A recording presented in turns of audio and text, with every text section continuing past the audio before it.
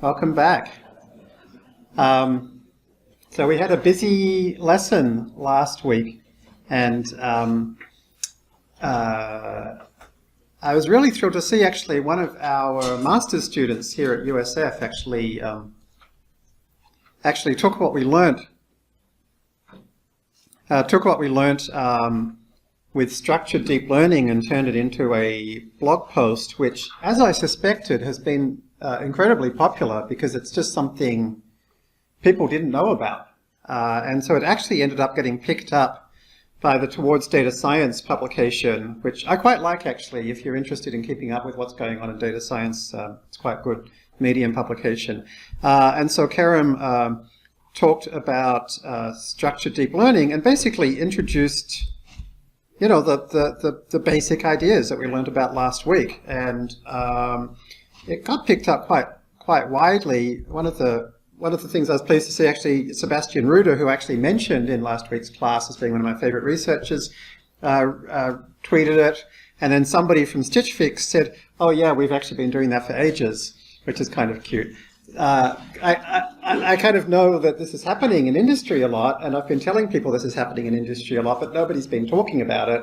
And now that Kerem's kind of published a blog saying, hey, check out this cool thing, and now Stitch Fix is like, yeah, we're doing that already. So that's been great. Great to see, and I think there's still a lot more that can be dug into with this structured deep learning stuff. To build on top of Kerem's post would be to maybe like experiment with some different data sets, maybe find some old Kaggle competitions and see like, are there some competitions that you could now win with this, or some which doesn't work for would be equally interesting.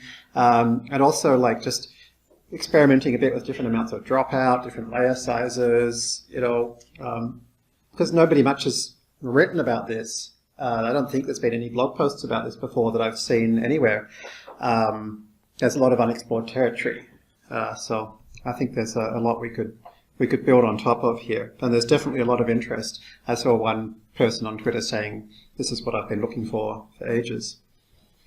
Another thing which I was pleased to see is Nikhil, who we saw his cricket versus baseball predictor as well as his currency predictor after lesson 1, went on to download something a bit bigger, which was to download a couple of hundred of images of actors, and he manually went through and checked which, well, I think first of all he used Google to try and find ones with glasses and ones without, then he manually went through and checked that they had been put in the right spot. And this is a good example of one where vanilla ResNet didn't do so well with just the last layer. And so what Nikhil did was he went through and tried unfreezing the layers and using differential learning rates and got up to 100% accuracy. And the thing I like about these things that Nikhil is doing is the way he's not downloading a Kaggle data set. He's like deciding on a problem that he's going to try and solve. He's going from scratch from Google. And he's actually got a link here even to a suggested way to help you download images from Google. So I think this is great. And I actually gave a talk just this afternoon at Singularity University to an executive team of one of the world's largest telecommunications companies, and actually showed them this post because the folks there were telling me that all the vendors that come to them tell them they need like millions of images and huge data centers full of hardware, and they have to buy special software that only these vendors can provide. And I said, like, actually this person's been doing our course for 3 weeks now, and look at what he's just done with a computer that costs him 60 cents an hour. And they were so happy to hear that, like, okay, this actually is in the reach of normal people. I'm assuming Nikhil's a normal person. I haven't actually met him. If you're proudly abnormal, Nikhil, I apologize. I actually went and had a look at his cricket classifier, and I was really pleased to see that his code actually is the exact same code that we used in lesson 1. I was hoping that would be the case. The only thing he changed was the number of epochs, I guess. So this idea that we can take those 4 lines of code and reuse it to do other things, it's definitely turns out to be true. And so these are good things to show, like at your organization, if you're anything like the executives at this big company I spoke to today, there'll be a certain amount of like, not just surprise, but almost like pushback of like, if this was true, somebody, you know, they basically said, if this was true, somebody would have told us so. Like, why isn't everybody doing this already? So, like, I think you might have to actually show them. You know, maybe you can build your own with some internal data you've got at work or something, and be like, oh, here it is. You know, didn't cost me anything. It's all finished. Vitally, or Vitally, I don't know how to pronounce his name correctly, has done another very nice post on just an introductory post on how we train neural networks. And I wanted to point this one out as being like, I think this is one of the participants in this course who's just got a particular knack for technical communication. And I think we can all learn from, you know, from his posts about good technical writing. What I really like particularly is that he assumes almost nothing. Like, he has a kind of a very chatty tone and describes everything, but he also assumes that the reader is intelligent. But, you know, so like he's not afraid to kind of say, here's a paper or here's an equation or whatever, but then he's going to go through and tell you exactly what that equation means. So it's kind of like this nice mix of like writing for respectfully for an intelligent audience, but also not assuming any particular background knowledge. So then I made the mistake earlier this week of posting a picture of my first placing on the Kaggle Seedlings competition, at which point 5 other FastAI students posted their pictures of them passing me over the next few days. So this is the current leaderboard for the Kaggle Plant Seedlings competition. I believe the top 6 are all FastAI students, or in the worst of those, teachers. And so I think this is like a really... oh, look, James has just passed. He was first. This is a really good example of like what you can do. You know, this is, I'm trying to think. It was like a small number of thousands of images. And most of the images were less than 100 pixels by 100 pixels. And yet we, you know, I bet my approach was basically to say, let's just run through the notebook we have. Pretty much default took me, I don't know, an hour. And I think the other students are doing a little bit more than that, but not a hell of a lot more. And basically what this is saying is, yeah, these techniques work pretty reliably to a point where people that aren't using the FastAI libraries are, you know, literally really struggling. I suspect all of these are FastAI students. You might have to go down quite a way. So I thought that was very interesting and really, really cool. So today we're going to start what I would kind of call like the second half of this course. So the first half of this course has been like getting through, like these are the applications that we can use this for. Here's kind of the code you have to write.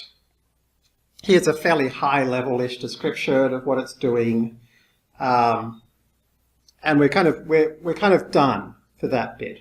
And what we're now going to do is go in reverse. We're going to go back over all of those exact same things again, but this time we're going to dig into the detail of every one, and we're going to look inside the source code of the FastAI library to see what it's doing and try to replicate that.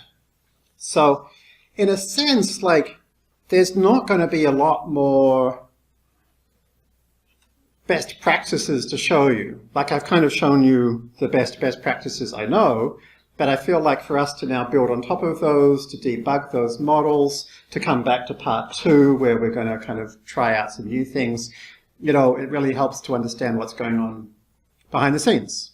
Okay, so the goal here today is we're going to try and create a pretty effective collaborative filtering model, almost entirely from scratch. So we'll use PyTorch as a automatic differentiation tool and as a GPU programming tool and not very much else. We'll try not to use its neural net features. We'll try not to use FastAI library any more than necessary. So that's the goal. So let's go back and, you know, we only very quickly looked at collaborative filtering last time. So let's go back and have a look at collaborative filtering. And so we're going to look at this movie lens data set. So the movie lens data set basically is a list of ratings. It's got a bunch of different users that are represented by some ID, and a bunch of movies that are represented by some ID, and a rating. It also has a timestamp. I haven't actually ever tried to use this. I guess this is just like what time did that person rate that movie. So that's all we're going to use for modeling, is 3 columns: user ID, movie ID, and rating. And so thinking of that in kind of structured data terms, user ID and movie ID would be categorical variables. We have 2 of them, and rating would be a dependent variable. We're not going to use this for modeling, but we can use it for looking at stuff later. We can grab a list of the names of the movies as well. And you could use this genre information. I haven't tried to. Be interested if during the week anybody tries it and finds it helpful. My guess is you might not find it helpful. We'll see.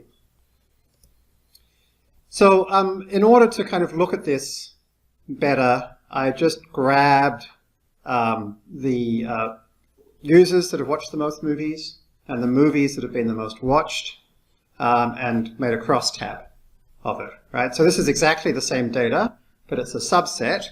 And now rather than being user movie rating, we've got user movie rating. And so some users haven't watched some of these movies. That's why some of these are not a number. Okay. Then I copied that into Excel. And you'll see there's a thing called collabfilter.xls. If you don't see it there now, I'll make sure I've got it there by tomorrow. And here is where I've copied that table. Okay, so as I go through this like setup of the problem and kind of how it's described and stuff, if you're ever feeling lost, feel free to ask either directly or through the forum. If you ask through the forum and somebody answers there, I won't need to answer it here. But if somebody else asks a question you would like answered, of course, just like it, and Yannet will keep an eye out for that. Because kind of as we're digging in to the details of what's going on behind the scenes, it's kind of important that at each stage you feel like, okay, I can see what's going on. Okay. Okay. So we're actually not going to build a neural net to start with. Instead, we're going to do something called a matrix factorization. The reason we're not going to build a neural net to start with is that it so happens there's a really, really simple kind of way of solving these kinds of problems, which I'm going to show you. And so if I scroll down, I've basically, what I've got here is the same thing, but this time these are my predictions rather than my actuals. And I'm going to show you how I created these predictions. Okay, so here are my actuals, right? Here are my predictions. And then down here, we have our score, which is the sum of the difference squared, average, square root. Okay, so this is RMSE down here. Okay, so on average, our randomly initialized model is out by 2.8. So let me show you what this model is. And I'm going to show you by saying, how do we guess how much user ID number 14 likes movie ID number 27? And the prediction here, this is just, at this stage, this is still random, is 0.91. So how are we calculating 0.91? And the answer is, we're taking it as this vector here dot product with this vector here. So dot product means 0.71 times 0.19 plus 0.81 times 0.63 plus 0.74 plus 0.31 and so forth.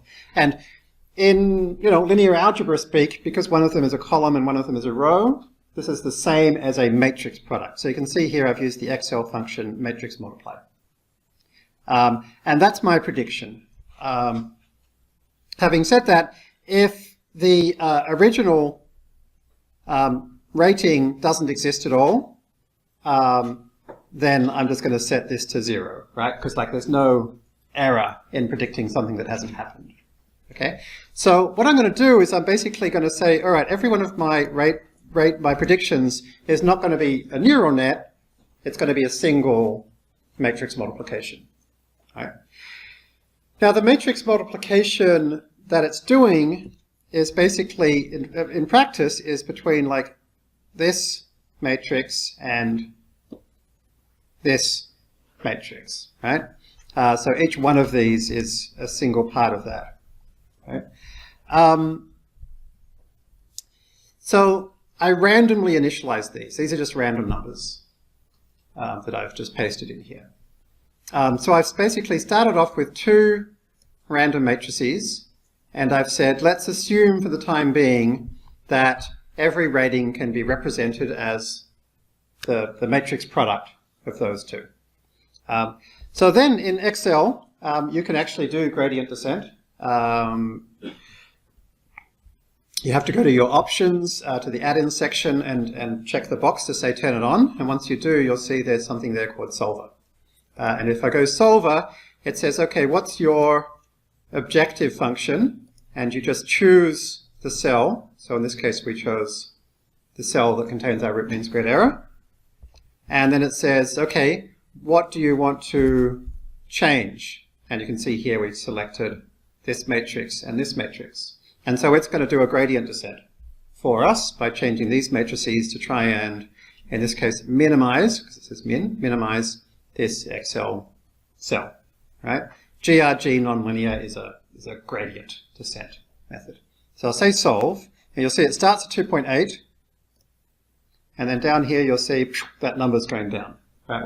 It's not actually showing us what it's doing, but we can see that the number's going down.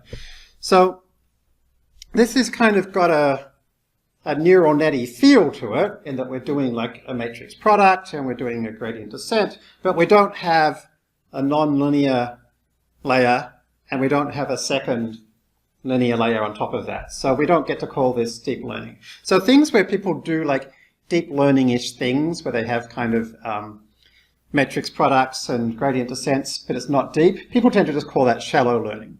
Okay, so we're doing shallow learning here. Right, so I'm just going to go ahead and press escape to stop it because I'm sick of waiting. And so you can see we've now got down to the 0.39. All right, so for example, it guessed that movie 27 for user 72 would get 4.44 rating. 2772, it actually got a 4 rating. So you can see like it's doing something quite useful. So why is it doing something quite useful? I mean, something to note here is the number of things we're trying to predict here is, there's 225 of them, right? And the number of things we're using to predict is that times 2, so 150 of them. So it's not like we can just exactly fit. We actually have to do some kind of machine learning here. So basically what this is saying is that there does seem to be some way of making predictions in this way. And so for those of you that have done some linear algebra, this is actually a matrix decomposition. Normally in linear algebra you would do this using an analytical technique or using some techniques that are specifically designed for this purpose. But the nice thing is that we can use gradient descent to solve pretty much everything, including this.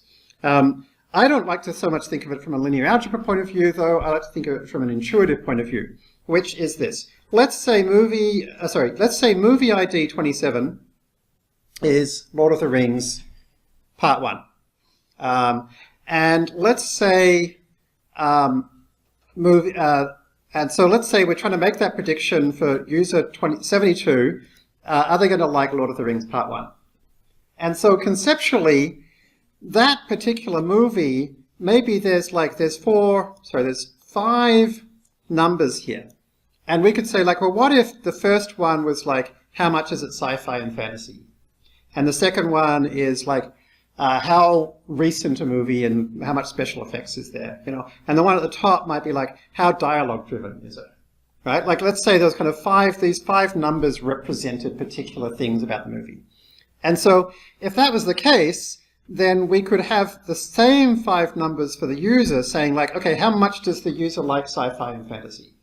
How much does the user like modern, modern CGI-driven movies? How much does this user like dialogue-driven movies? And so if you then took that cross-product, you would expect to have a good model, right? You would expect to have a reasonable rating. Now the problem is we don't have this information for each user. We don't have the information for each movie. So we're just going to like assume that this is a reasonable kind of way of thinking about this system, and let's stochastic gradient descent try and find these numbers, right? So in other words, these factors, we call these things factors. These factors, and we call them factors because you can multiply them together to create this, right? They're factors in a linear algebra sense. These factors, we call them latent factors because they're not actually, this is not actually a vector that we've like named and understood and like entered in manually. We've kind of assumed that we can think of movie ratings this way. We've assumed that we can think of them as a dot product of some particular features about a movie and some particular features of to look what users like those kinds of movies, right? And then we've used gradient descent to just say, okay, try and find some numbers that work. So that's basically the technique, right? And it's kind of the entirety is in this spreadsheet, right? So that is collaborative filtering using what we call probabilistic matrix factorization. And as you can see, the whole thing is easy to do in an Excel spreadsheet, and the entirety of it really is this single thing, which is a single matrix multiplication plus randomly initializing. Jeremy, we would like to know if it would be better to cap this to 0 and 5 maybe, yeah, so that no you don't question. get... Yeah. And we're going to do that later, right? There's a whole lot of stuff we can do to improve this. This is like our simplest possible starting point, right? So what we're going to do now is we're going to try and implement this in Python and run it on the whole data set. Another question is, how do you figure out how many, you know, how, it's clear how long are the metrics. Yeah. Why is this 5? Yeah. Yeah. So something to think about, given that this is like movie 49, right? And we're looking at a rating for movie 49, think about this. This is actually an embedding matrix. And so this length is actually the size of the embedding matrix. I'm not saying this is an analogy, I'm saying it literally. This is literally an embedding matrix. We could have a one-hot encoding where 72, where a 1 is in the 72nd position, and so we'd like look it up and it would return this list of 5 numbers. So the question is actually, how do we decide on the dimensionality of our embedding vectors? And the answer to that question is, we have no idea. We have to try a few things and see what works.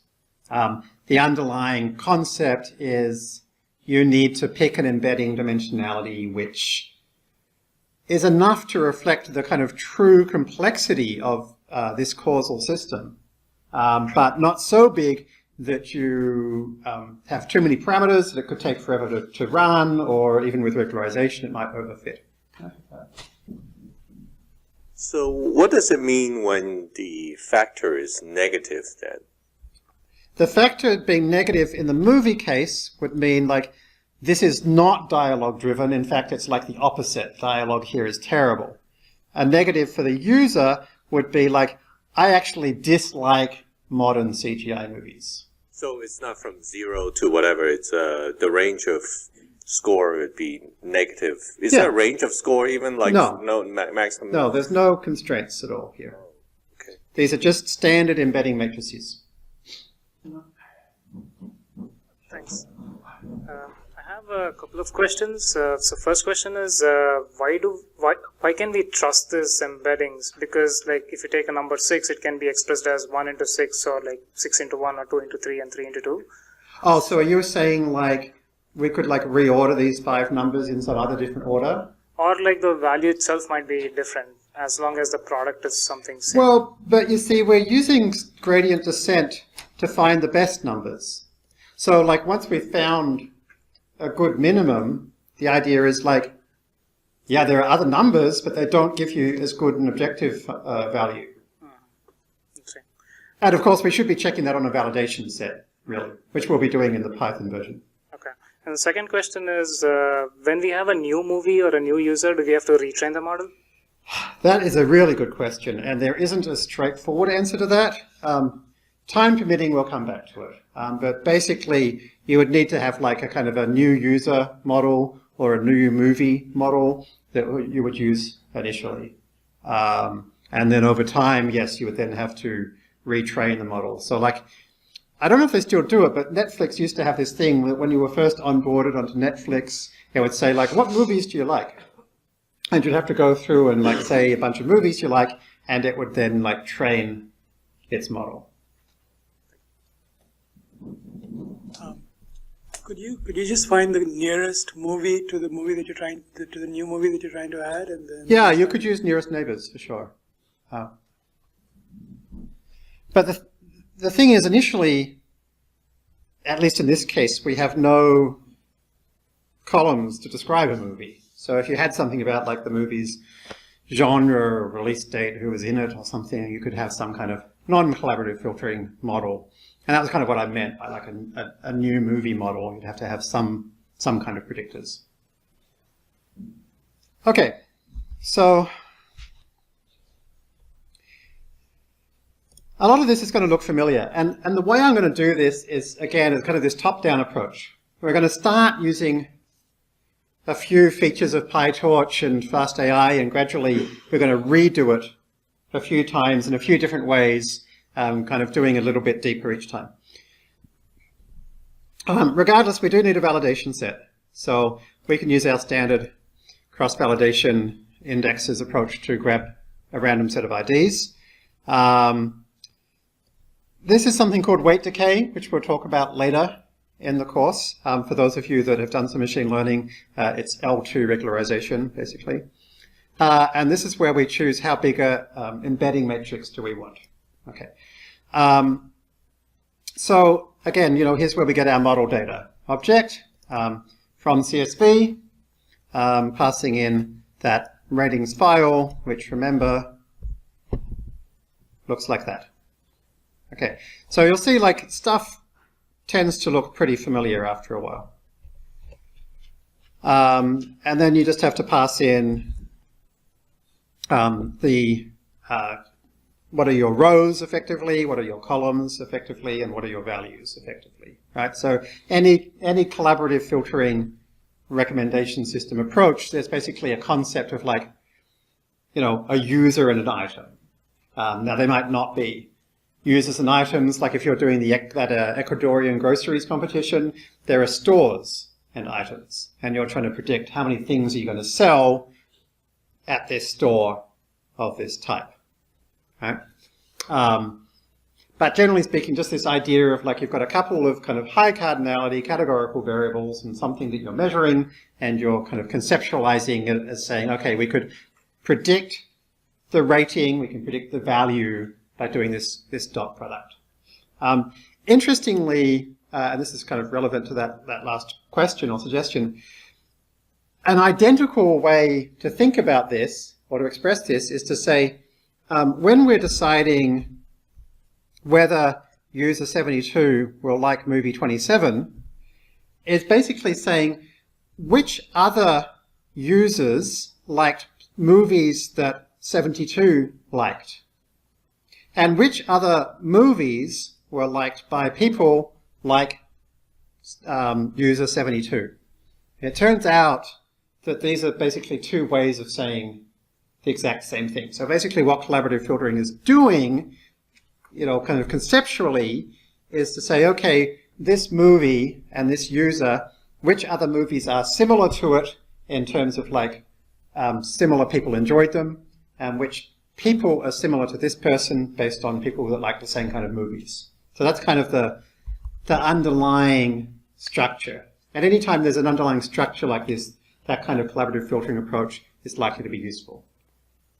Okay, so so there's basically two parts, the two bits of your thing that you're factoring, and then the value, the dependent variable.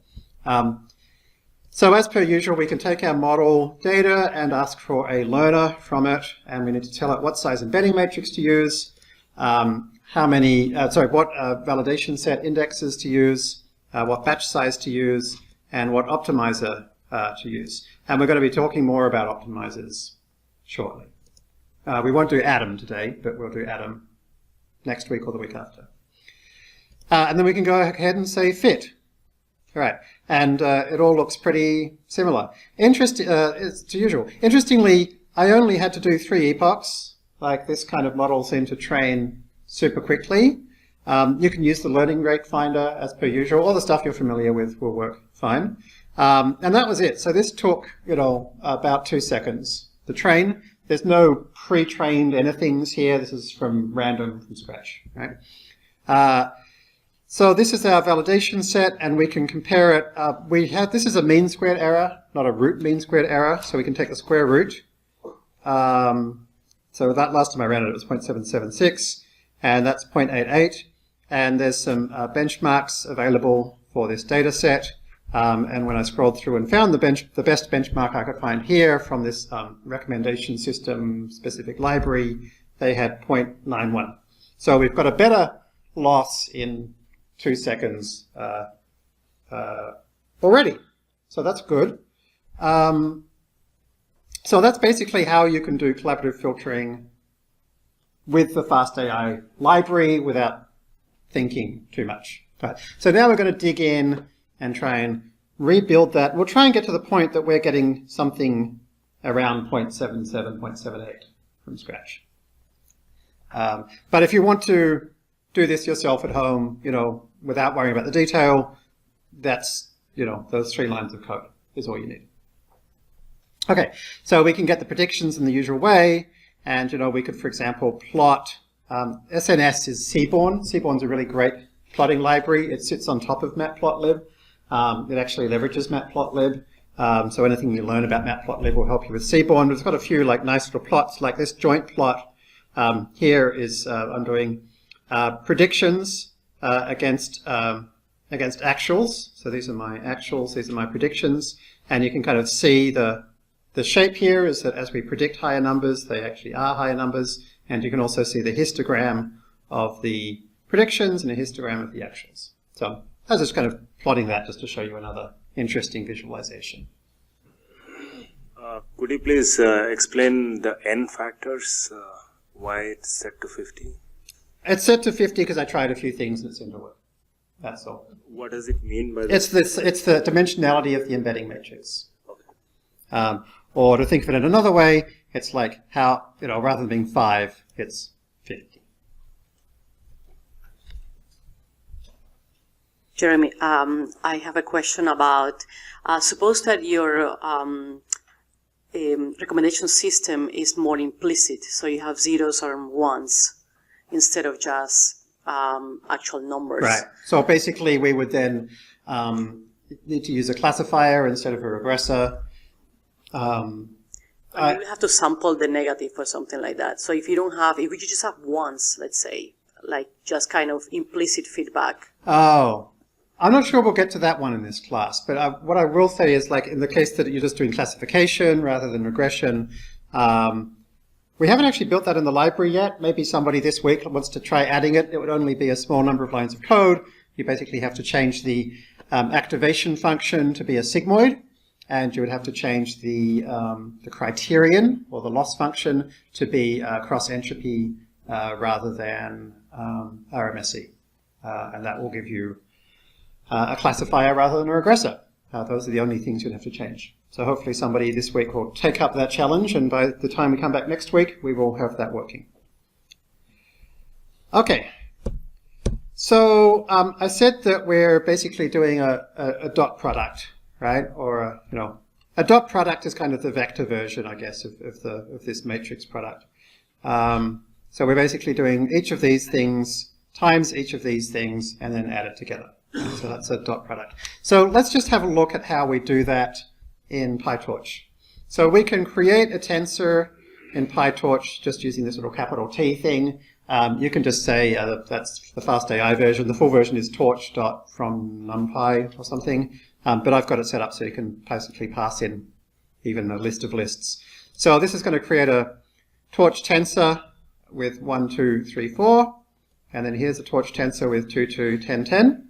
Okay, so here are 2 torch tensors. I didn't say .CUDA, so they're not on the GPU. They're sitting on the CPU, just FYI. we can multiply them together, right? And so anytime you have a mathematical operator between tensors in NumPy or PyTorch, it will do element-wise, assuming that they're the same dimensionality, which they are. They're both 2 by 2. Okay, and so here we've got 2 by 2 is 4, 3 by 10 is 30, and so forth. Okay, so there's our A times B. So if you think about basically what we want to do here is we want to take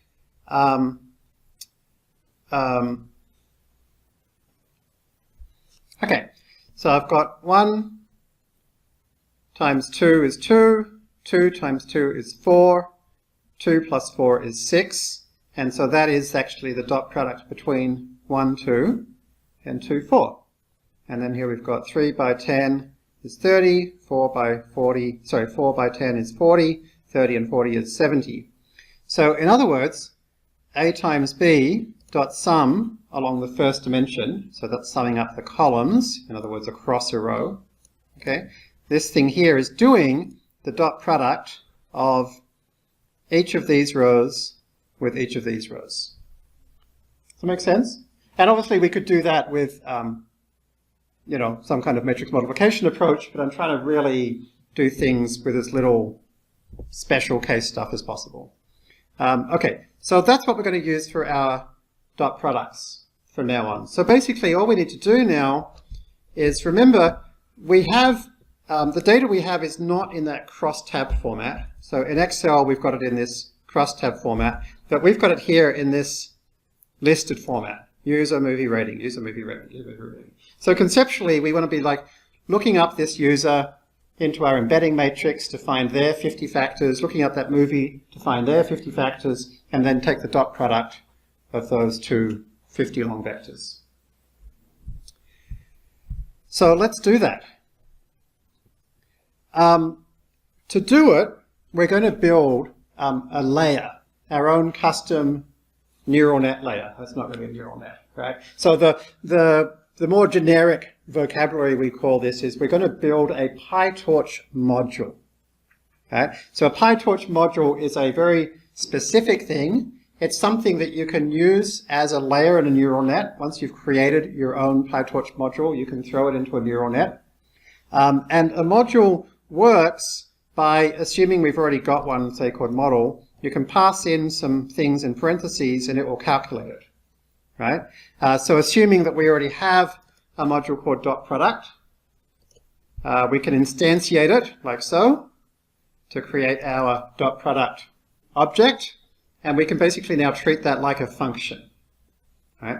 But the thing is, it's not just a function, because we'll be able to do things like take derivatives of it, stack them up together into a big stack of neural network layers, blah, blah, blah, right? So it's basically a function that we can kind of compose very conveniently. So here, how do we define a module, which, as you can see here, returns a dot product?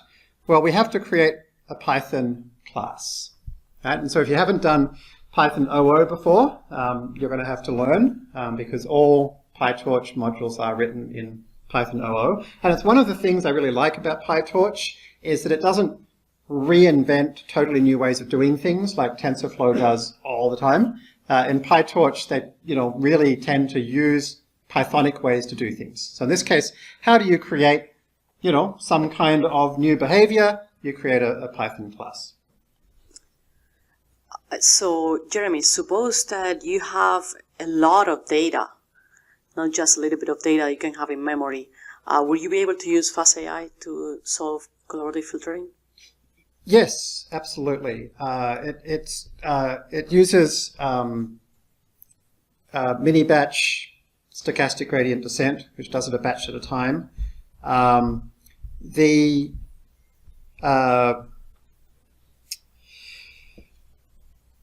This particular version is going to create a pandas data frame, and a pandas data frame has to live in memory.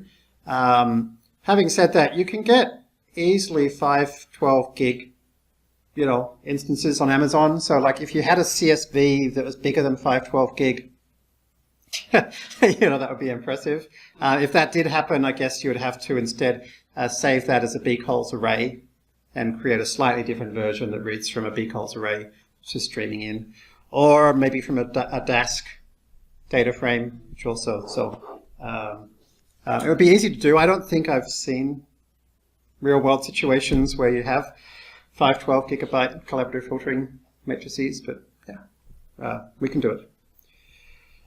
Okay, now this is PyTorch specific. This next bit is that when you define like the actual work to be done, which is here, return user times movie.sum, you have to put it in a special method called forward.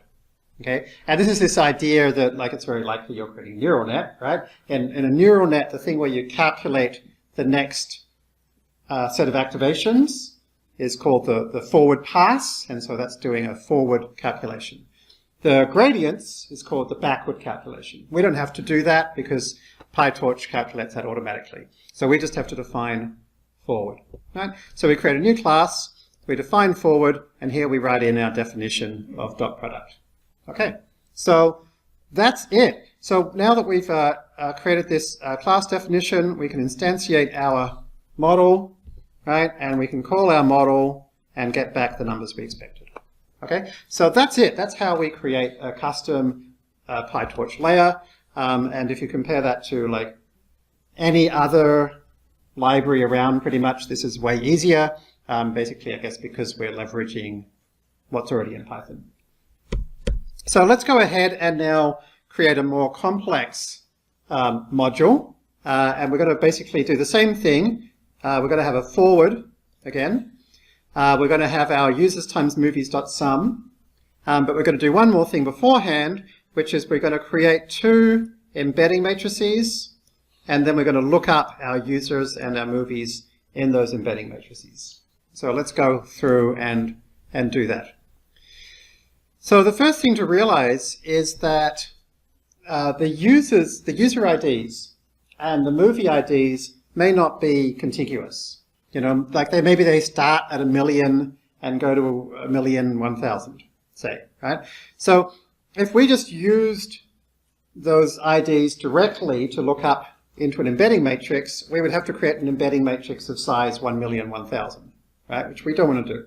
So the first thing I do is to get a list of the unique user IDs, and then I create a mapping from every user ID to a contiguous integer.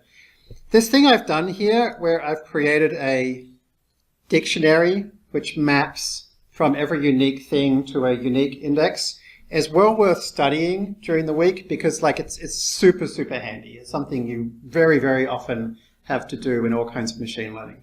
Right? And so I won't go through it here. It's easy enough to figure out. If you can't figure it out, just ask on the forum. Anyway, so once we've got the mapping from user to a contiguous index, we then can say, let's now replace the user ID column with that contiguous index. Right? So pandas.apply applies an arbitrary function. In Python, lambda is how you create an anonymous function on the fly. And this anonymous function simply returns the index. Do the same thing for movies. And so after that, we now have the same ratings table we had before, but our IDs have been mapped to contiguous integers. And therefore, they're things that we can look up into an embedding matrix. So let's get the count of our users and our movies. And let's now go ahead and try and create our Python version of this. Okay, so earlier on, when we created our simplest possible PyTorch module, there was no like state. We didn't need a constructor because we weren't like saying how many users are there or how many movies are there or how many factors do we want or whatever, right? Anytime we want to do something like this, where we're passing in and saying we want to construct our module with this number of users and this number of movies, then we need a constructor for our class. And you create a constructor in Python by defining a dunder init, underscore, underscore, init, underscore, underscore, special name. So this just creates a constructor. Again, if you haven't done OO before, You'll need to do some study during the week, but it's a pretty simple idea. This is just the thing that when we create this object, this is what gets run. Okay. Again, special Python thing. When you create your own constructor, you have to call the parent class constructor. And if you want to have all of the cool behavior of a PyTorch module, you get that by inheriting from nn.module, neural net module. Okay, so basically by inheriting here and calling the superclass constructor, we now have a fully functioning PyTorch layer. Okay, so now we have to give it some behavior. And so we give it some behavior by storing some things in it, right? So here we're going to create something called self.u, U for users, and that is going to be an embedding layer. Number of rows is n users, number of columns is n factors. Right? So that is exactly this, right? The number of rows is n users, the number of columns is n factors. And then we'll have to do the same thing for movies.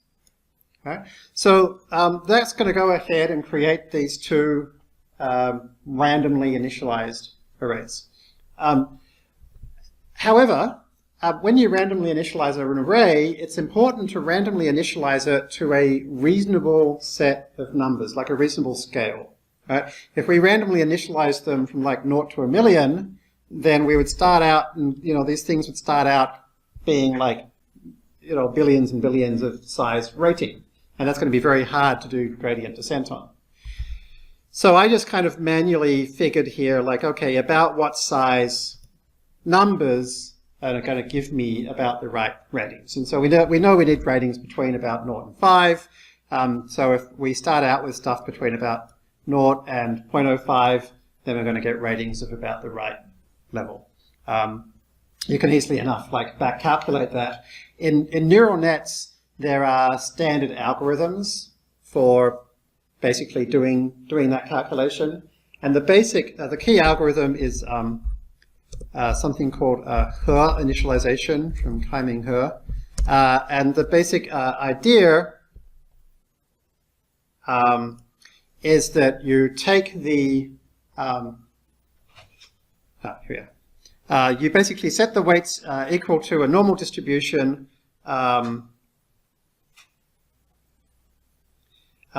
With a standard deviation, which is basically inversely proportional to the number of things in the previous layer. And so in our previous layer, so in this case, we basically, if you basically take that 0 to 0.05 and multiply it by the fact that you've got 40 things, was it 40 or 50 things coming out of it? 50 things coming out of it, then you're going to get something of about the right size. PyTorch already has like her initialization class there. Like we don't normally in real life have to think about this. We can just call the existing initialization functions. But we're trying to do this all like from scratch here, okay, without any special stuff going on. So there's quite a bit of PyTorch notation here. So self.u we've already set to an instance of the embedding class. It has a .weight attribute which contains the actual embedding matrix. So that contains this. The actual embedding matrix is not a tensor, it's a variable. A variable is exactly the same as a tensor. In other words, it supports the exact same operations as a tensor, but it also does automatic differentiation. And that's all a variable is, basically. To pull the tensor out of a variable, you get its data attribute. Okay, so this is now the tensor of the weight matrix of the self.u embedding. And then something that's really handy to know is that all of the tensor functions in PyTorch, you can stick an underscore at the end, and that means do it in place, right? So this is, say, create a uniform random number of an appropriate size for this tensor, and don't return it, but actually fill in that matrix in place. Okay, so that's a super handy thing to know about. I mean, it wouldn't be rocket science otherwise. We would have to have gone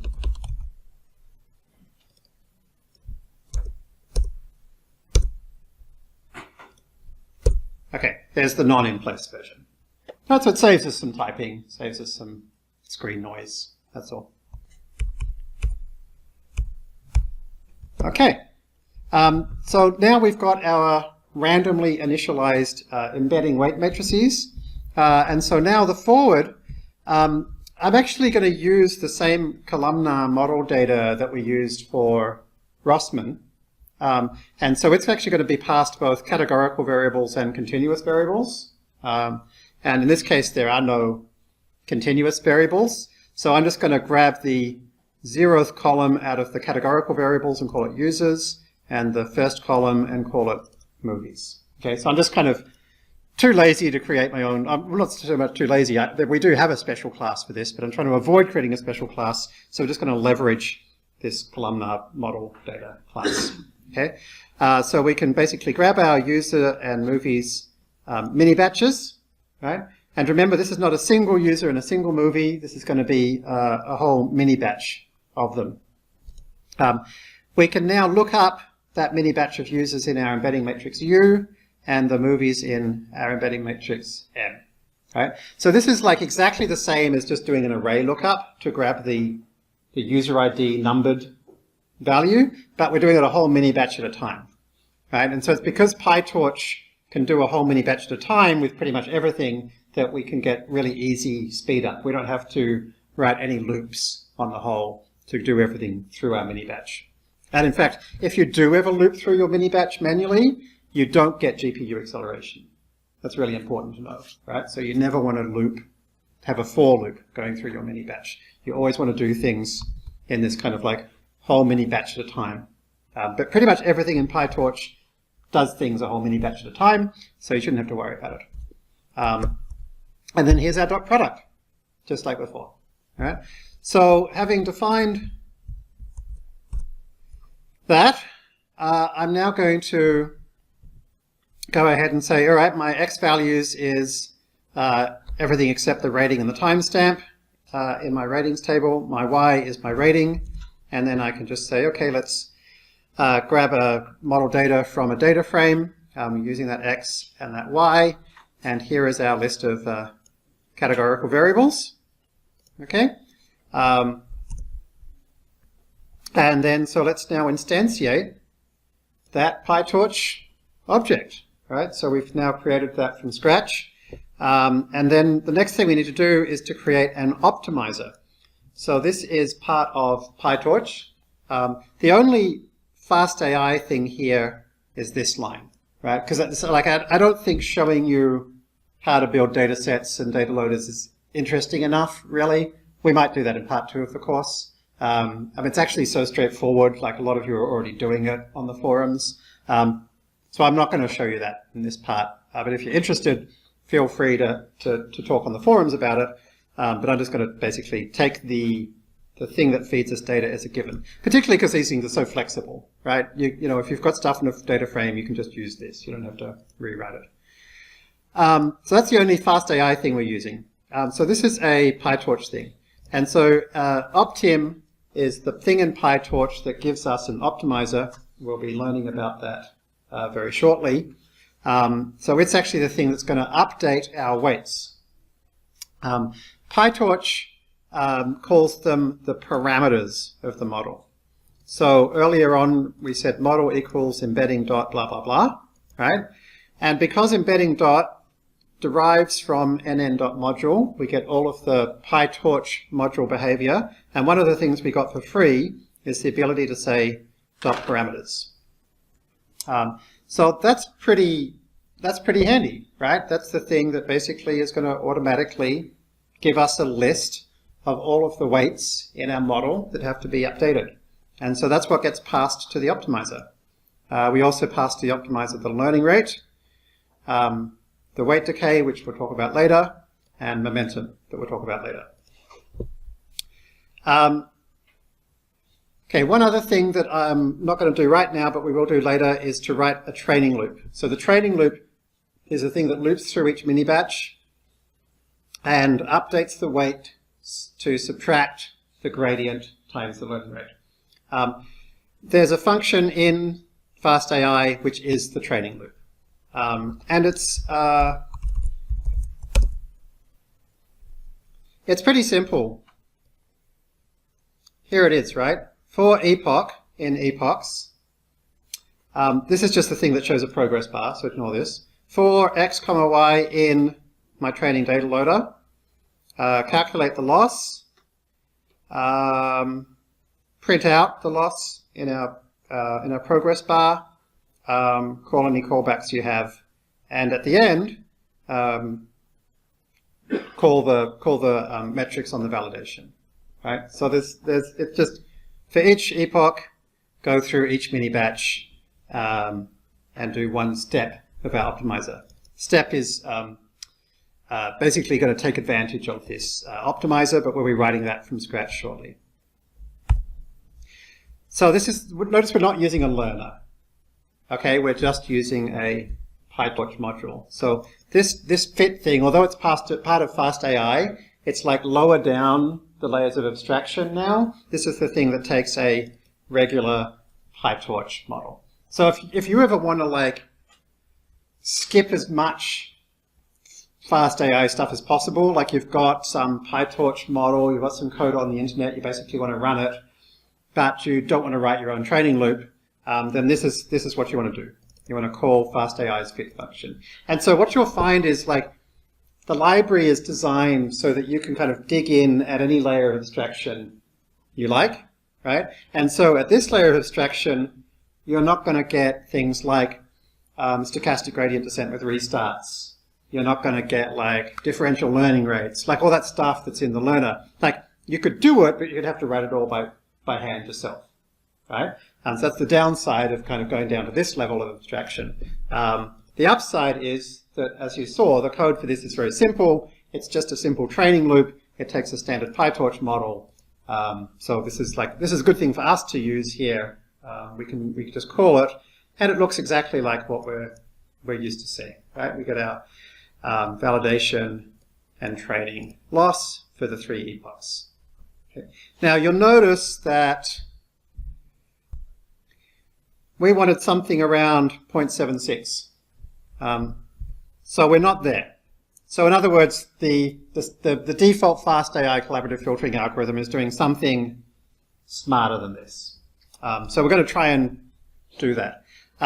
One thing that we can do, since we're calling our, this lower level fit function, there's no learning rate annealing, we could do our own learning rate annealing. So you can see here, there's a FastAI function called set learning rates. You can pass in a standard PyTorch optimizer and pass in your new learning rate and then call fit again. And so this is how we can like manually do a learning rate schedule. And so you can see we've got a little bit better, 1.13. We've still got a long way to go. Okay. So I think what we might do is we might have a 7-minute break, and then we're going to come back and try and improve this score a bit.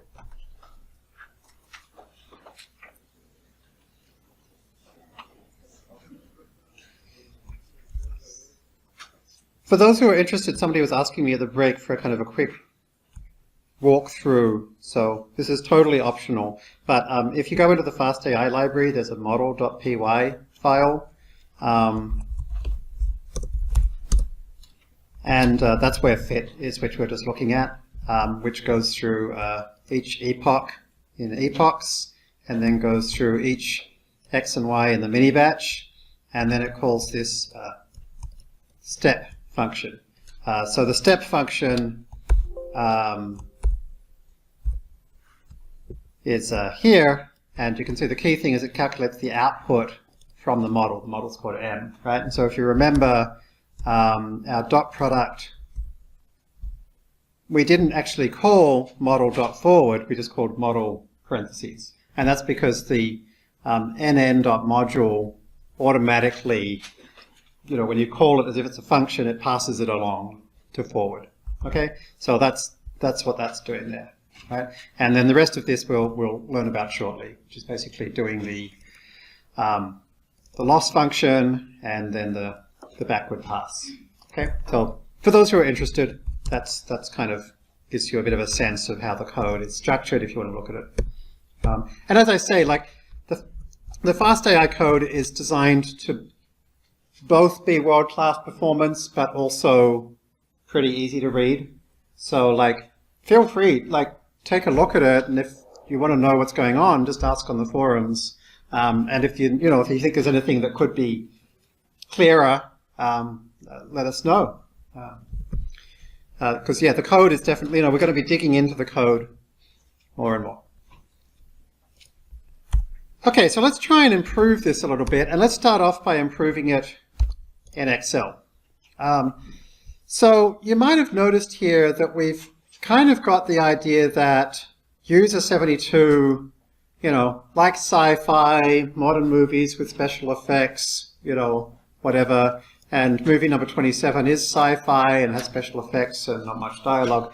But we're missing an important piece, which is like user 72 is pretty enthusiastic on the whole, and on average rates things highly, And movie 27, it's just a popular movie, which just on average it's higher. So what we'd really like is to add a constant for the user and a constant for the movie. And remember, in neural network terms, we call that a bias, right? So we want to add a bias. So we could easily do that, and if we go into the bias tab, here we've got the same data as before, and we've got the same latent factors as before, and I've just got one extra row here and one extra column here, and you won't be surprised to hear that we now take the same matrix multiplication as before, and we add in that, and we add in that. Okay, so that's our bias. So other than that, we've got exactly the same loss function over here. And so just like before, we can now go ahead and solve that. And now our changing variables include the bias. And we can say solve. And if we leave that for a little while, it will come to a better result than we had before. Okay. So that's the first thing we're going to do to improve our model. And there's really very little to show. Just to make the code a bit shorter, I've defined a function called getEmbedding, which takes a number of inputs and a number of factors. So the number of rows in the embedding matrix and the number of columns in the embedding matrix. Creates the embedding and then randomly initializes it. I don't know why I'm doing negative to positive here, and I did 0 last time. Honestly, it doesn't matter much as long as it's in the right ballpark. And then we return that initialized embedding. So now we need not just our users by factors, which I'll chuck into U, our movies by factors, which I'll chuck into M, but we also need users by 1, which we'll put into UB, user bias, and movies by 1, which we'll put into movie bias. Okay, so this is just doing a list comprehension, going through each of the tuples, creating embedding for each of them, and putting them into these things. Okay, so now our forward is exactly the same as before. U times M dot sum. This is actually a little confusing because we're doing it in two steps. Maybe to make it a bit easier, let's pull this out, put it up here, put this in parentheses. Okay, so maybe that looks a little bit more familiar. All right, U times M dot sum, that's the same dot product. And then here we're just going to add in our user bias and our movie bias. Dot squeeze is the PyTorch thing that adds an additional unit axis on. That's not going to make any sense if you haven't done broadcasting before. I'm not going to do broadcasting in this course because we've already done it and we're doing it in the machine learning course. But basically, in short, broadcasting is what happens when you do something like this, where UM is a matrix, UB, self.ub users, is a vector. How do you add a vector to a matrix? And basically what it does is it duplicates the vector so that it makes it the same size as the matrix. And the particular way, whether it duplicates it across columns or down rows or how it does it, is called broadcasting. The broadcasting rules are the same as NumPy. PyTorch didn't actually used to support broadcasting, so I was actually the guy who first added broadcasting to PyTorch using an ugly hack, and then the PyTorch authors did an awesome job of supporting it actually inside the language. So now you can use the same broadcasting operations in PyTorch as NumPy. If you haven't dealt with this before, it's really important to learn it because it's kind of the most important fundamental way to do computations quickly in NumPy and PyTorch. It's the thing that lets you not have to do loops. Could you imagine here if I had to loop through every row of this matrix and add this vector to every row? It would be slow. It would be a lot more code. And the idea of broadcasting, it actually goes all the way back to APL, which was a language designed in the 50s by an extraordinary guy called Ken Iverson. APL was originally designed or written out as a new type of mathematical notation. He has this great essay called Notation as a Tool for Thought. And the idea was that really good notation could actually make you think of better things. And part of that notation is this idea of broadcasting. I'm incredibly enthusiastic about it, and we're going to use it plenty. So either watch the machine learning lesson or Google NumPy broadcasting for information. Anyway, so basically it works reasonably intuitively. We can add the vectors to the matrix. All right.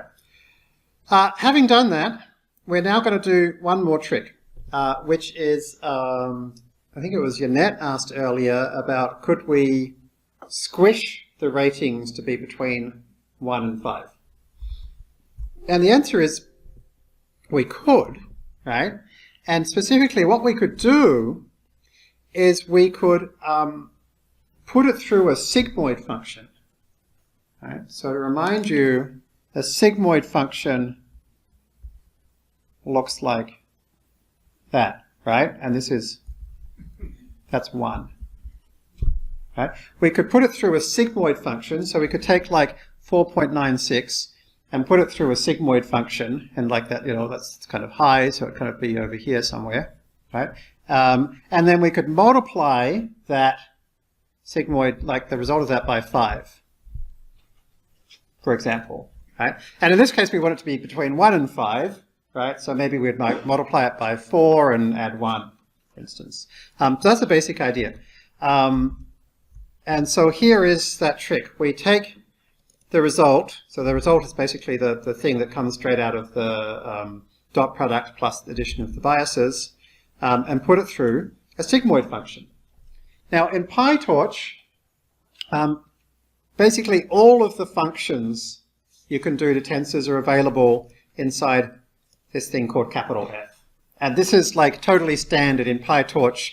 It's actually called torch.nn.functional, but everybody, including all of the PyTorch docs, import torch.nn.functional as capital F, right? So capital F.sigmoid means a function called sigmoid that is coming from Torch's functional module, right? And so that's going to apply a sigmoid function to the result. So squish them all between 0 and 1 using that nice little shape. And then I can multiply that by 5 minus 1 equals 4, right? And then add on 1, and that's going to give me something between 1 and 5. Okay? So, there's no need to do this. I could comment it out, and it'll still work, right? But now it has to come up with a set of calculations that are always between 1 and 5, right? Whereas if I leave this in, then it's makes it really easy. It's basically if you think this is a really good movie, just calculate a really high number. If it's a really crappy movie, calculate a really low number, and I'll make sure it's in the right region. So even though this isn't a neural network, it's still a good example of this kind of if you're doing any kind of parameter fitting, try and make it so that the thing that you want your function to return, it's easy for it to return that. Okay? So that's why we do that function squishing. So we call this embedding.bias. So we can create that in the same way as before. You'll see here I'm calling .CUDA to put it on the GPU because we're not using any learner stuff. Normally that'll all happen for you, but we have to manually say put it on the GPU. This is the same as before, create our optimizer, fit exactly the same as before, and these numbers are looking good. Right? And again, we'll do a little change to our learning rate schedule, and we're down to 0.8. So we're actually pretty close. Pretty close. So that's the key steps. And this is how most collaborative filtering is done. And Yannet reminded me of an important point, which is that this is not, strictly speaking, a matrix factorization. Because strictly speaking, a matrix factorization would take that matrix by that matrix to create this matrix. And remembering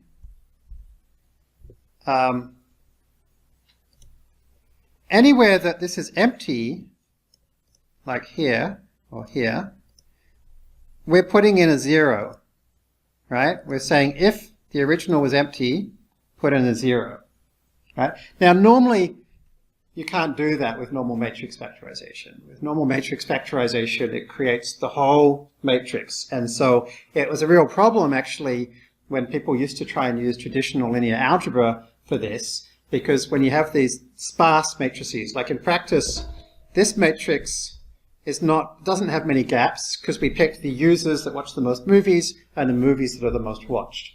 But if you look at the whole matrix, it's mainly empty. And so traditional techniques treated empty as 0. And so like you basically have to predict a 0 as if the fact that I haven't watched a movie means I don't like the movie. And that gives terrible answers. So this probabilistic matrix factorization approach takes advantage of the fact that our data structure actually looks like this rather than that crosstab, right? And so it's only calculating the loss for the user ID, movie ID combinations that actually appear. Right? So it's actually like user ID 1, movie ID 1029, should be 3, it's actually 3.5, so our loss is 0.5. Like there's nothing here that's ever going to calculate a prediction or a loss for a user-movie combination that doesn't appear in this table. Right? By definition, the only stuff that we can appear in a mini-batch is what's in this table. Okay?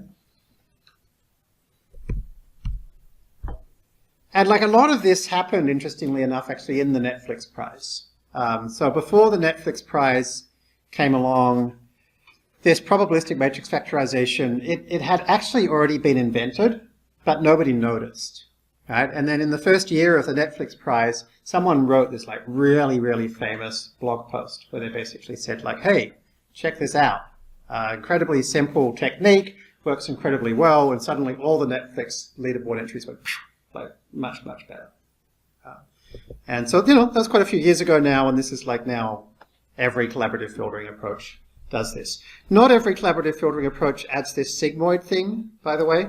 It's not like rocket science. This is not like the NLP thing we saw last week, which is like, hey, this is a new state of the art. Like this is, not particularly uncommon, but there are still people that don't do this. And it definitely helps a lot, right, to have this.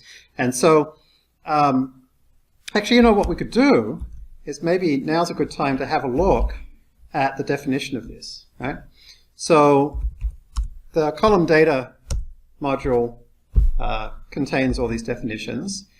And we can now compare this to the thing we originally used, which was whatever came out of collab filter dataset, right? So let's go to collab filter dataset. Here it is. And we called getLearner, right? So we can go down to getLearner. And that created a collab filter learner, passing in the model from getModel. Here's getModel. So it created an embedding.bias. And so here is embedding.bias. And you can see here it is. Like it's the same thing. There's the embedding for each of the things. Here's our forward that does the u times I dot sum plus plus sigmoid. So in fact, we have just actually rebuilt what's in the FastAI library, literally.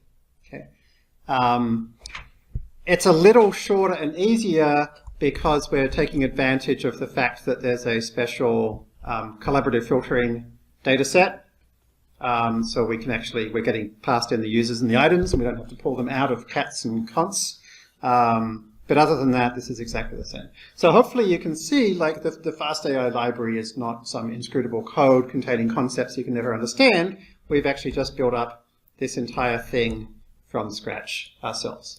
And so why did we get 0.76 rather than 0.8? I think it's simply because we used stochastic gradient descent with restarts and a cycle multiplier and an atom optimizer. Like a few little training tricks. Yes, Unit. So I'm looking at this and thinking that we could totally improve this model, but maybe looking at the date and doing some tricks with the date, because this is kind of just a regular kind of model in a way. Yeah. You can add more features to Yeah, it. exactly. So like now that you've seen this, you could now, even if you didn't have embedding.bias in a notebook that you've written yourself, but it was some other model that's in FastAI, you could look at it in FastAI and be like, oh, that does most of the things that I'd want to do, but it doesn't deal with time. And so you could just go, oh, okay, let's grab it, copy it, pop it into my notebook, and let's create, the better version, right? And then you can start playing, right? And you can now create your own model class from the open source code here. And so, Yanette's mentioning a couple of things we could do. We could try incorporating timestamps, so we could assume that maybe, maybe there's just like some, for a particular user over time, users tend to get more or less positive about movies.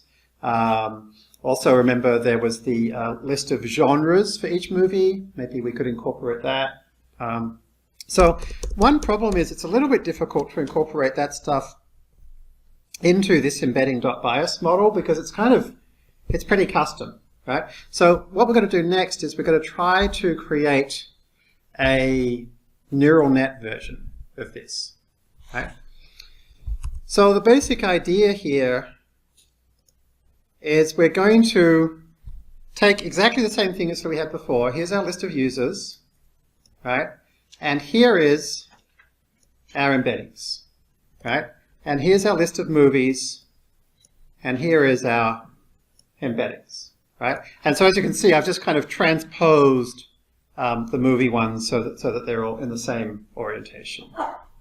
And here is our user movie rating, but decross-tabbed, okay? So in the original format. So each row is a user movie rating.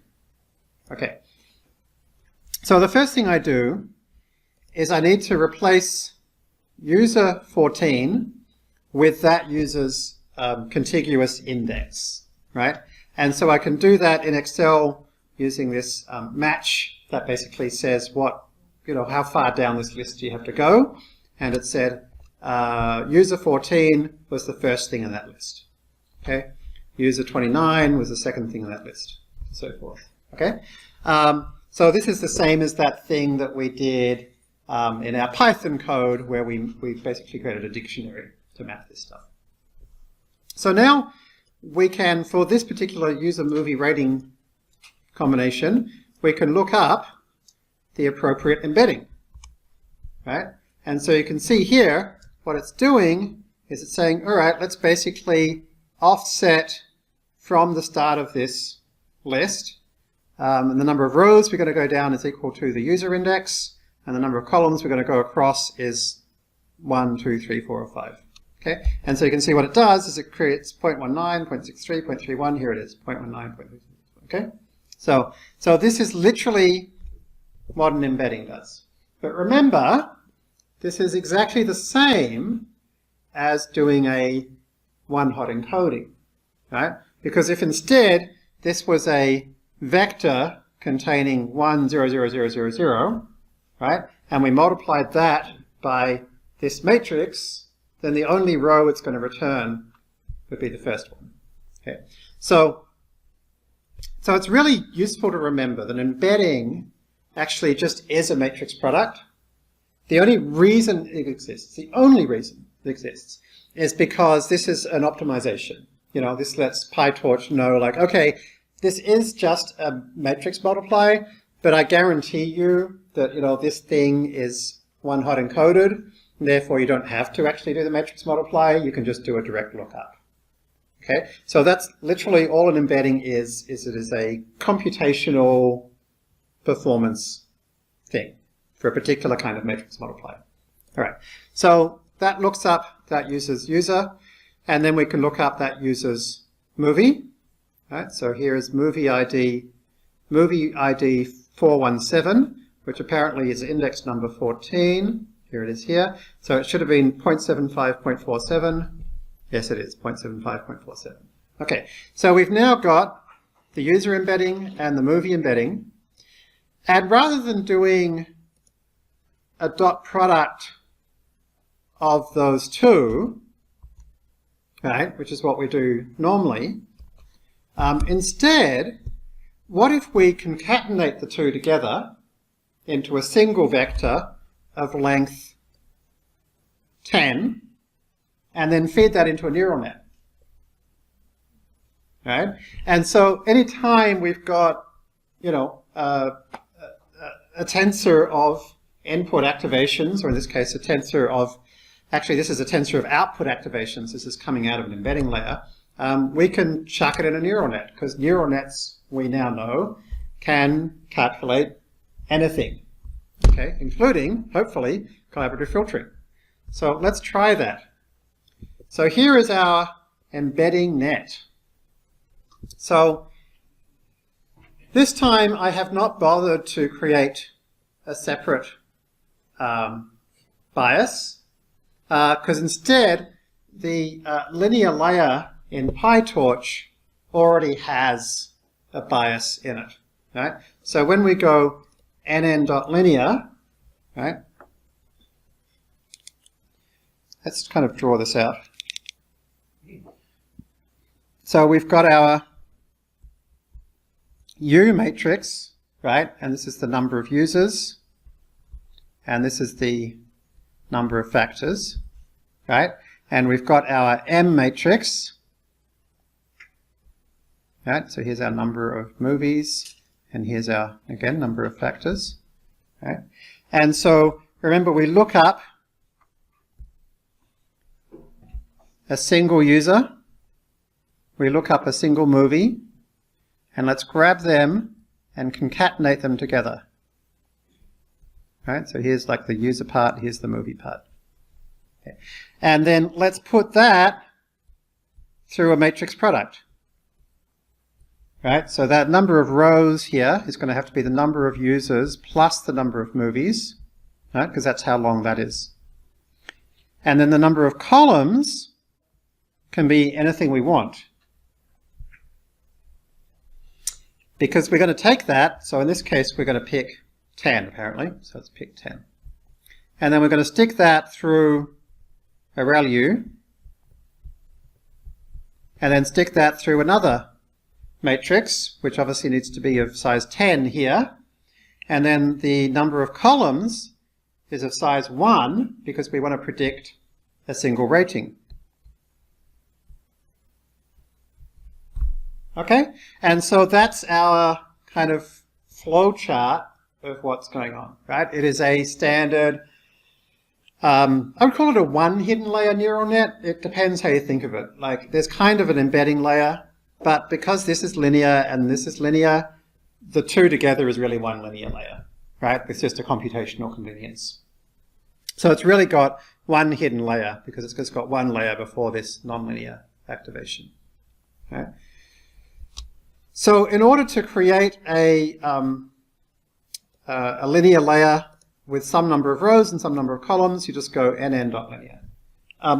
In the machine learning class this week, we learnt how to create a linear layer from scratch by creating our own weight matrix and our own biases. So if you want to check that out, you can do so there, right? But it's the same basic technique we've already seen. So we create our embeddings, we create our 2 linear layers. That's all the stuff that we need to start with. Really, if I wanted to make this more general, I would have had another parameter here called like num hidden, equals 10, and then this would be a parameter. And then you could like more easily play around with different numbers of activations. So when we say like, okay, in this layer, I'm going to create a layer with this many activations, all I mean, assuming it's a fully connected layer, is my linear layer has how many columns in its weight matrix. That's how many activations it creates. All right, so we grab our users and movies, we put them through our embedding matrix, and then we concatenate them together. Okay, so torch.cat concatenates them together on the first dimension. So in other words, we concatenate the columns together to create longer rows. Okay, so that's concatenating on dimension 1. Dropout we'll come back to in a moment. We've looked at that briefly. So then, having done that, we'll put it through that linear layer we had. We'll do our ReLU, and you'll notice that ReLU is, again, inside our capital F, our nn.functional, right? It's just a function. So remember, activation functions are basically things that take one activation in and spit one activation out. In this case, take in something that can have negatives or positives and truncate the negatives to 0. That's all ReLU does.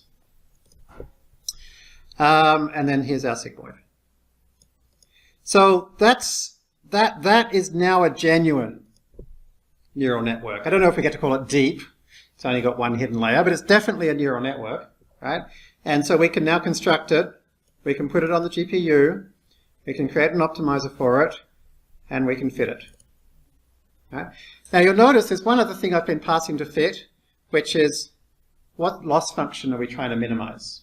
Okay, and this is the mean squared error loss. And again, it's inside F. Okay, pretty much all the functions are inside F. Okay, so one of the things that you have to pass fit is something saying like, how do you score this? What counts as good or bad?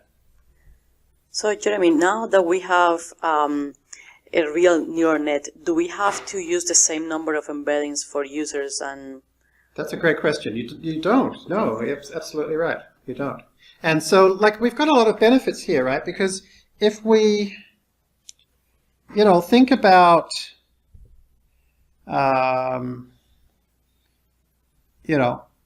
we're grabbing a user embedding, we're concatenating it with a movie embedding, which maybe is like, I don't know, some different size. But then also, perhaps we looked up the genre of the movie, and like, there's actually a embedding matrix of like number of genres by, I don't know, 3 or something. And so like we could then concatenate like a genre embedding, and then maybe the timestamp is in here as a continuous number, right? And so then that whole thing we can then feed into, our neural net, right? And then at the end,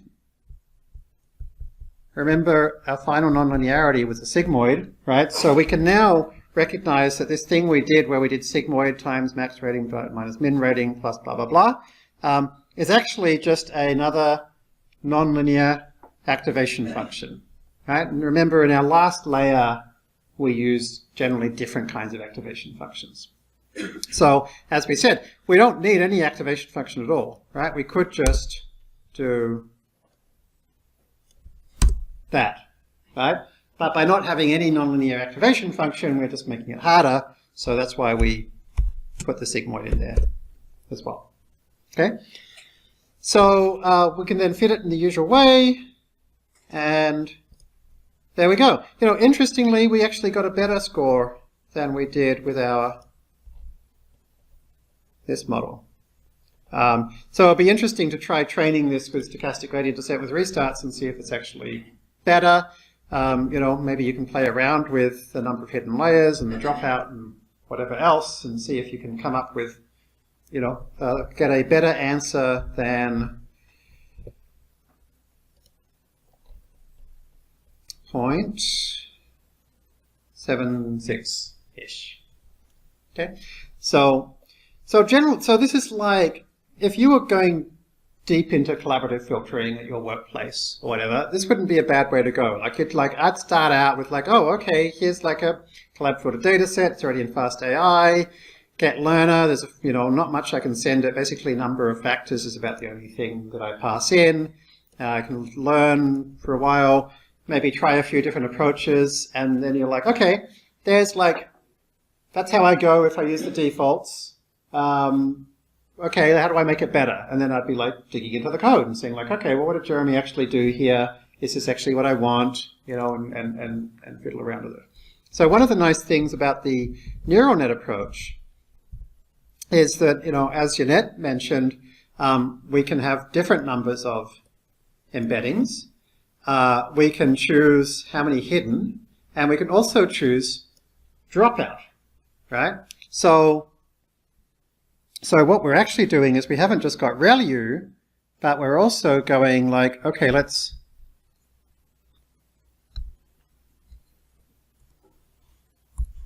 delete a few things at random, right? So that's dropout.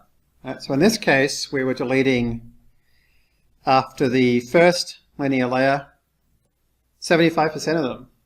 Right? And then after the second linear layer, 75% of them. So we can add a whole lot of regularization here. So, it kind of feels like this embedding net.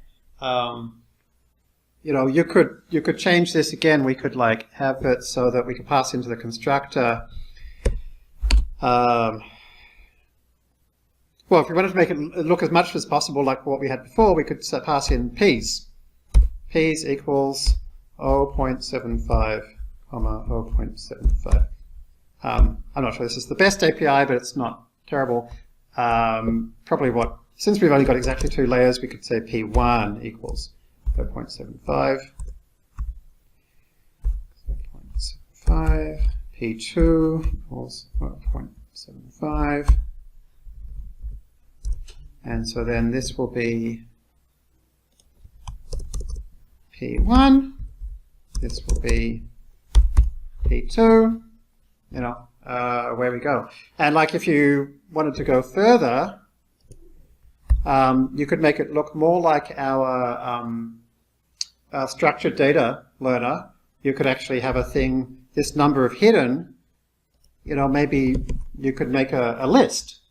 And so then rather than creating exactly one hidden layer and one output layer, this could be a little loop that creates n hidden layers, each one of the size you want. So like this is all stuff you can play with during the week if you want to. And I feel like if you've got like a much smaller collaborative filtering data set, maybe you'd need like more regularization or whatever. If it's a much bigger one, maybe more layers would help. I don't know. I haven't seen much discussion of this kind of neural network approach to collaborative filtering, but I'm not a collaborative filtering expert, so maybe it's around, but yeah, it'd be an interesting thing to try.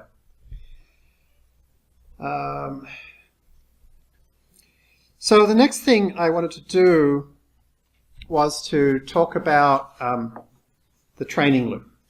So what's actually happening inside the training loop? So at the moment, we're basically passing off the actual updating of the weights to PyTorch's optimizer. But what I want to do is like understand what that optimizer is actually doing. And I also want to understand what this momentum term is doing. So you'll find we have a spreadsheet called GradDesc, Gradient Descent. And it's kind of designed to be read right to left, worksheet-wise. So the rightmost worksheet is some data, right? And we're going to implement gradient descent in Excel, because obviously everybody wants to do deep learning in Excel, and we've done collaborative filtering in Excel, we've done convolutions in Excel, so now we need SGD in Excel so we can replace Python once and for all. Okay, so let's start by creating some data, right? And so here's, here's some independent, so I've got one column of X's, and one column of Y's. And these are actually directly linearly related. So this is random, right? And this one here is equal to x times 2 plus 30. Okay, so let's try and use Excel to take that data and try and learn those parameters. Okay, that's going to be our goal.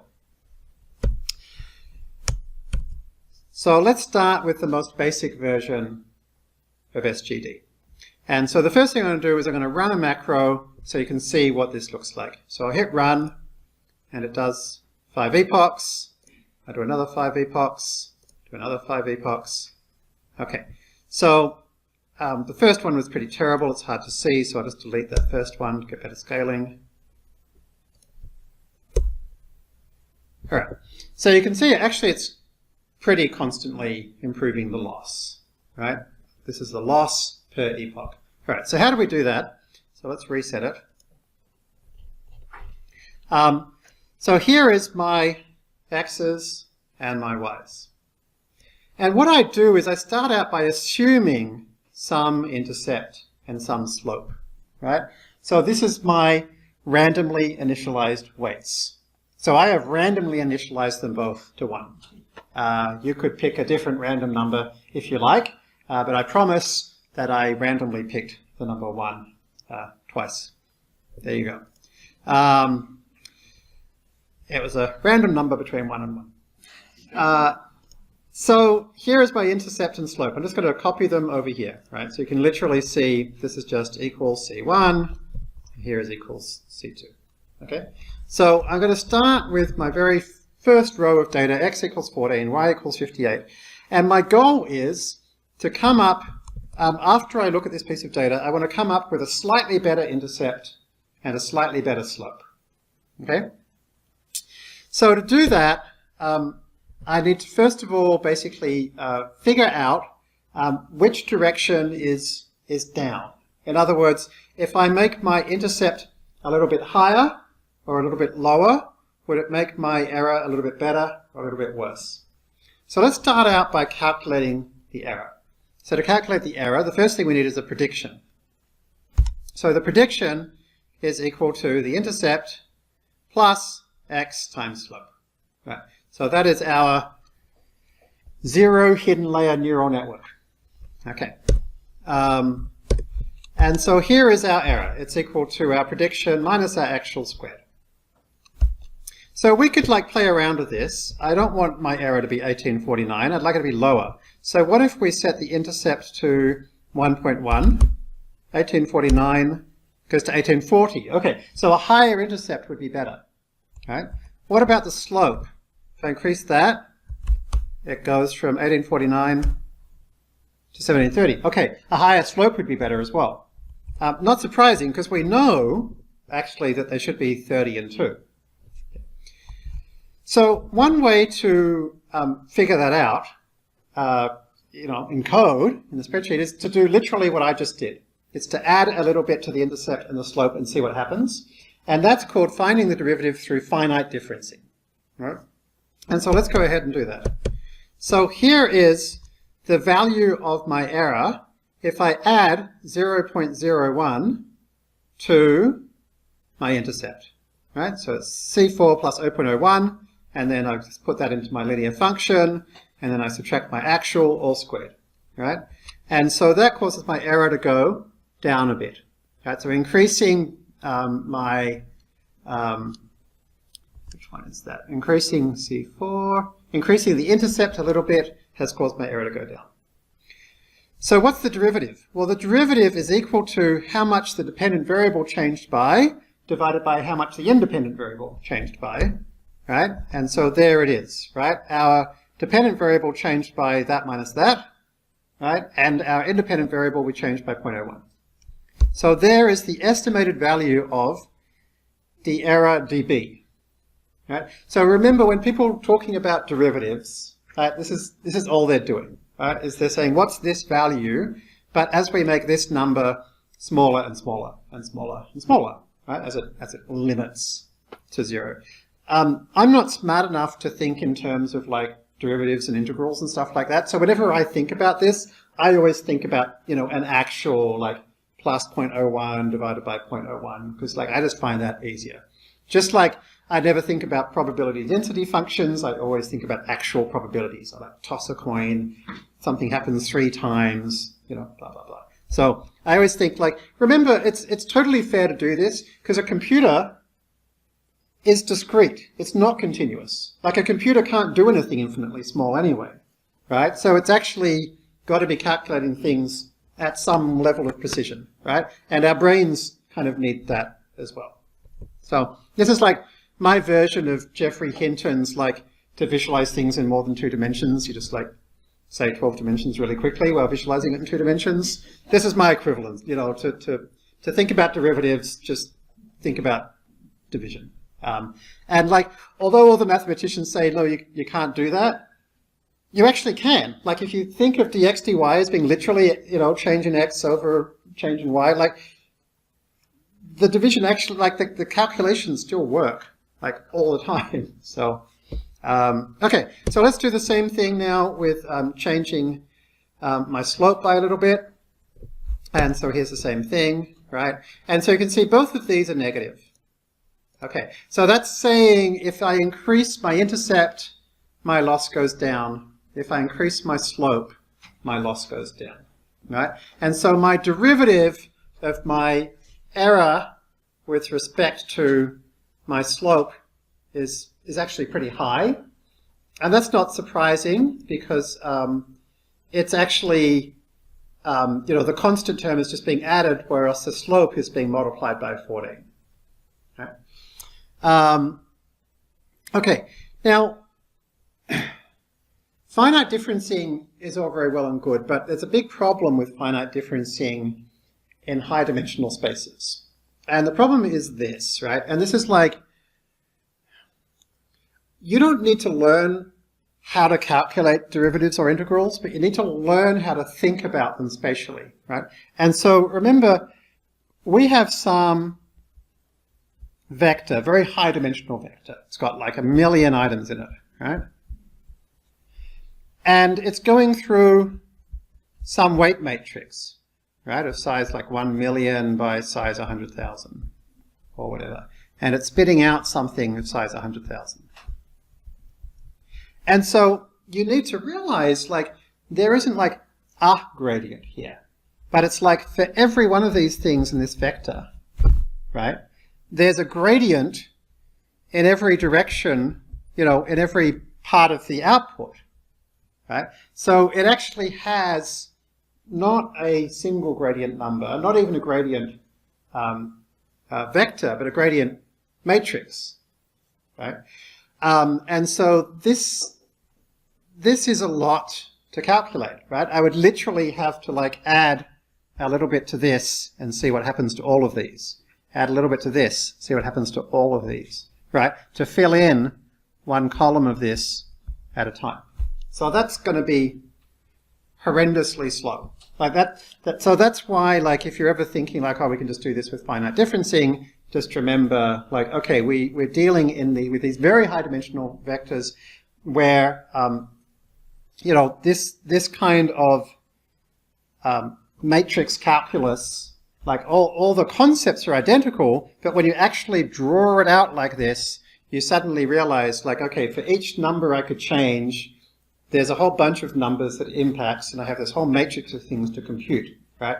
And so your gradient calculations can take up a lot of memory, and they can take up a lot of time. So we want to find some way to do this more quickly, okay? And it's definitely well worth like spending time kind of studying these ideas of like, the idea of like the gradients, like look up things like Jacobian and Hessian.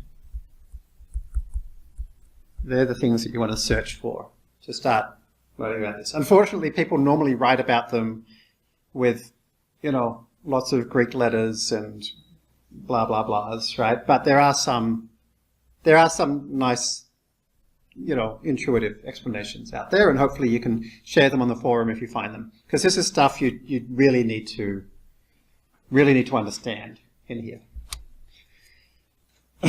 Because you're trying to train something and it's not working properly, and like later on we'll learn how to like look inside PyTorch to like actually get the values of the gradients, and you need to know like, okay, well, how would I like plot the gradients? What would I consider unusual? Like, these are the things that turn you into a really awesome deep learning practitioner, is when you can like debug your problems by like grabbing the gradients and doing histograms of them, and like knowing, that you could like plot that, oh, each layer my average gradient's getting worse, or, bigger, or, whatever.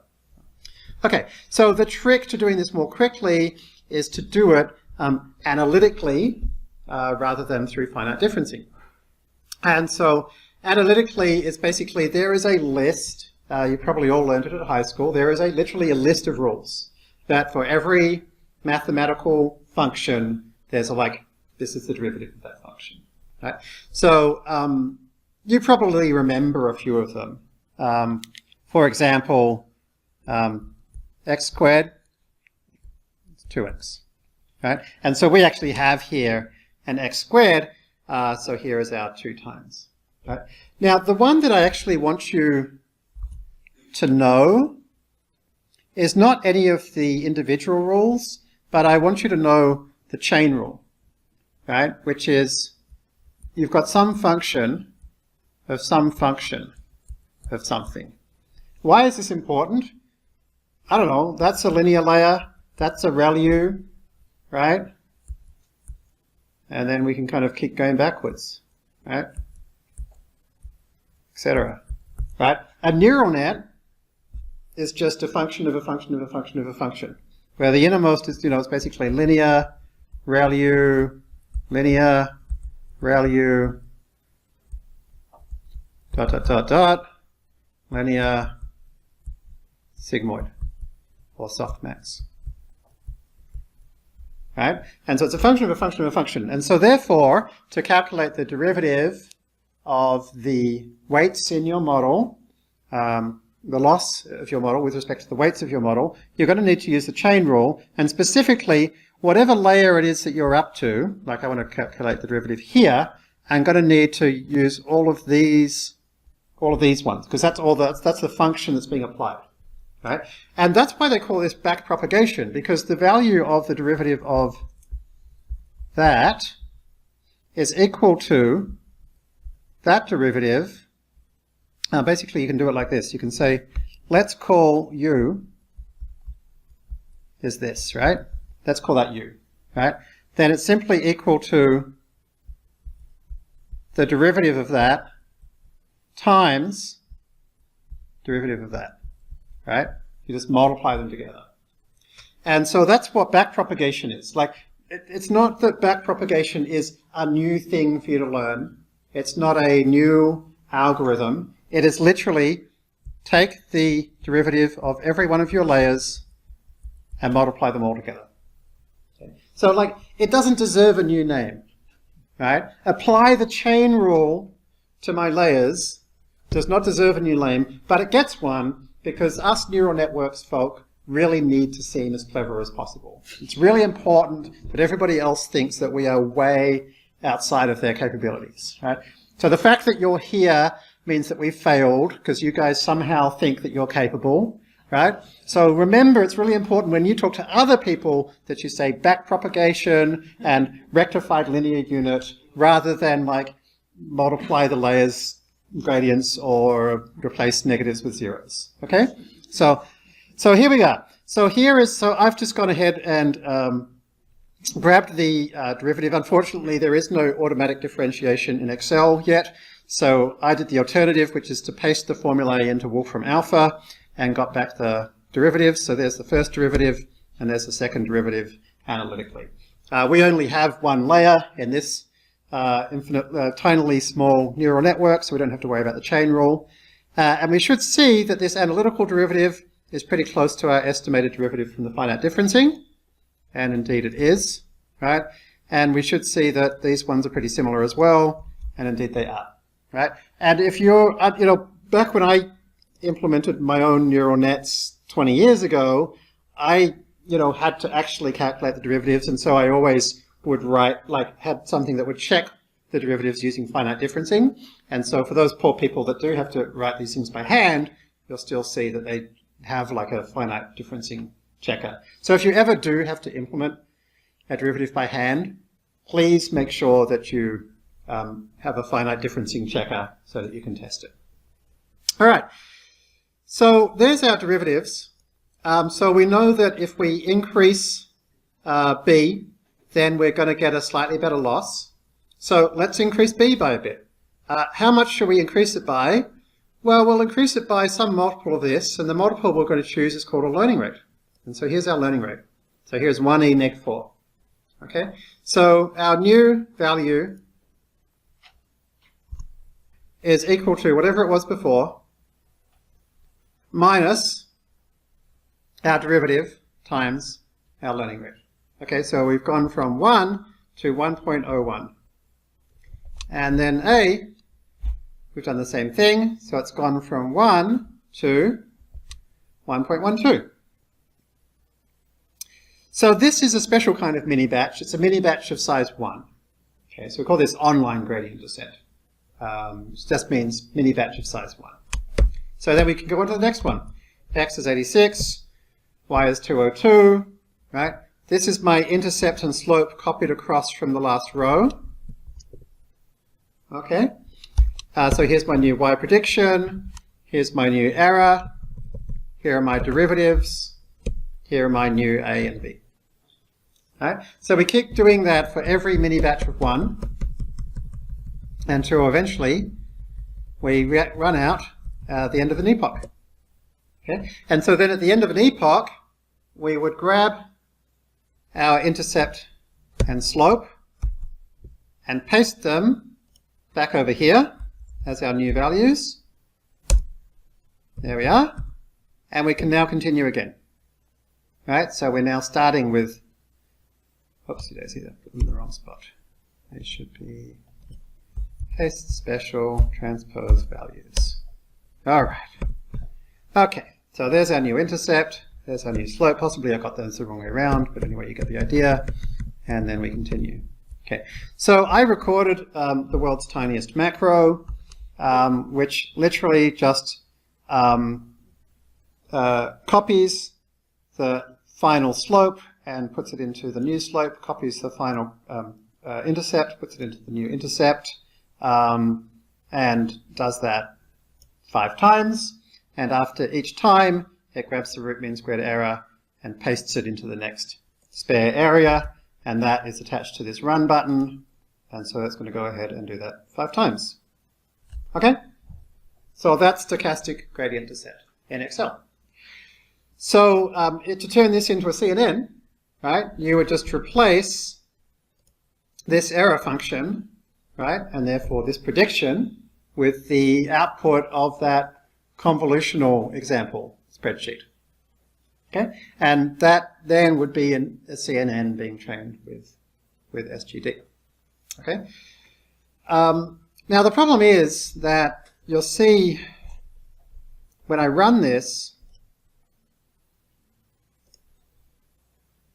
it's kind of going very slowly, right? We know that we need to get to a slope of 2 and an intercept of 30, and you can kind of see at this rate, it's going to take a very long time. Right? And specifically, it's like it keeps going the same direction. So it's like, come on, take a hint. That's a good direction. So the come on, take a hint, that's a good direction, please keep doing that, but more, is called momentum. Right? So on our next spreadsheet, we're going to implement momentum. Okay. So what momentum does is the same thing. And to simplify this spreadsheet, I've removed the finite differencing columns. Okay. Other than that, this is just the same, right? So we've still got our x's, our y's, our a's and b's, our predictions. Our error is now over here. Okay. And here's our derivatives. Okay. Our new calculation for, let's grab a particular row. Our new calculation here for our new A term, just like before, is it's equal to whatever A was before, minus, okay, now this time I'm not taking the derivative, but I'm minusing some other number times the learning rate. So what's this other number? Okay, so this other number is equal to the derivative times, what's this? K1, 0.02, plus 0.98 times the thing just above it. Okay, so this is a linear interpolation between this row's derivative, or this mini batch's derivative, and whatever direction we went last time. Right? So in other words, keep going the same direction as you were before, right? But update it a little bit, right? And so in our in our Python just before, we had a momentum of 0.9. Okay, so you can see what tends to happen is that our negative kind of gets more and more negative, right? All the way up to like 2000. Whereas with our standard SGD approach, our derivatives are kind of all over the place, right? Sometimes they're 700, sometimes negative 700, positive 100, you know. So this is basically saying like, yeah, if you've been going down for quite a while, keep doing that. Until finally here it's like, okay, that seems to be far enough, so now it's getting less and less and less negative, right? Until we start going positive again. So you can kind of see why it's called momentum. It's like once you start traveling in a particular direction for a particular weight, you kind of, the wheels start spinning, and then once the gradient turns around the other way, it's like, oh, slow down, we've got this kind of momentum, and then finally turn back around, right? So when we do it this way, right, we can do exactly the same thing, right? And after 5 iterations, we're at 89, whereas before, after 5 iterations, we're at 104, right? And after a few more, let's do maybe 15. Okay, so that gets us to 102, whereas here,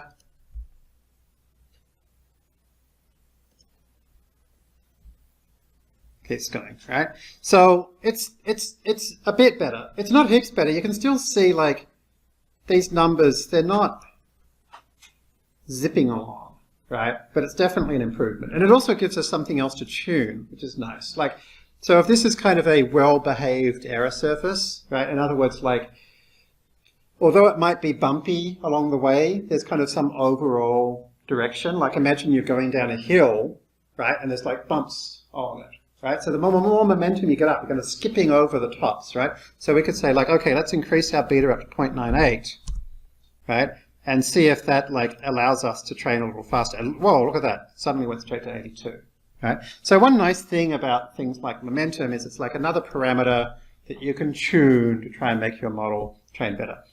In practice, basically everybody does this. Like you look at any like ImageNet winner or whatever, they all use momentum. Okay, and so back over here, when we said use SGD, that basically means use the basic tab of our Excel spreadsheet. But then momentum equals 0.9 means add in, put a 0.9 over here. Okay. And so that's kind of your like default starting point. So let's keep going and talk about Atom. So Atom is something which I actually was not right. Earlier on in this course, I said we've been using Atom by default. We actually haven't. We've actually been, I noticed we've actually been using SGD with momentum by default. And the reason is that Atom has had, it's much faster, as you'll see, it's much faster to learn with. But there's been some problems, which is people haven't been getting quite as good like final answers with Atom as they have with SGD with Momentum. And that's why you'll see like all the, ImageNet winning solutions and so forth, and all the academic papers always use SGD with Momentum and not Atom. Seems to be a particular problem in NLP. People really haven't got Atom working at all well. The good news is this was, it looks like this was solved 2 weeks ago. It turned out that the way people were dealing with a combination of weight decay and Atom had a nasty kind of bug in it, basically. And that's kind of carried through to every single library. And one of our students, Anand Sahar, has actually just completed a prototype of adding this new version of Atom. It's called Atom W into FastAI. And he's confirmed that he's getting the much faster, both the faster performance and also the better accuracy. So hopefully we'll have this Atom W in FastAI, ideally before next week. We'll see how we go, but very, very soon. So it is worth telling you about Atom.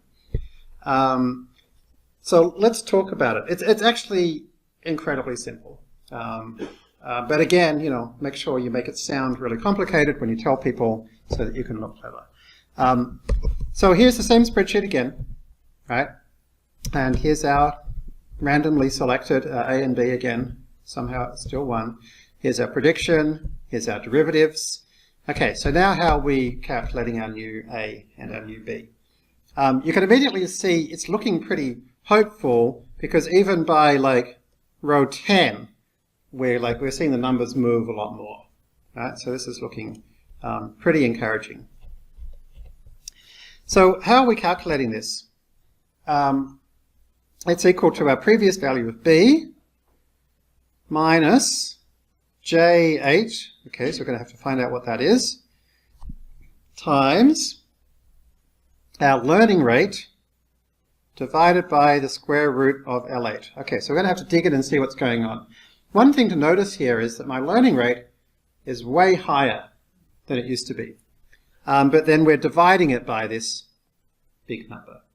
Okay, so let's start out by looking and seeing what this J8 thing is. Okay, J8 is identical to what we had before.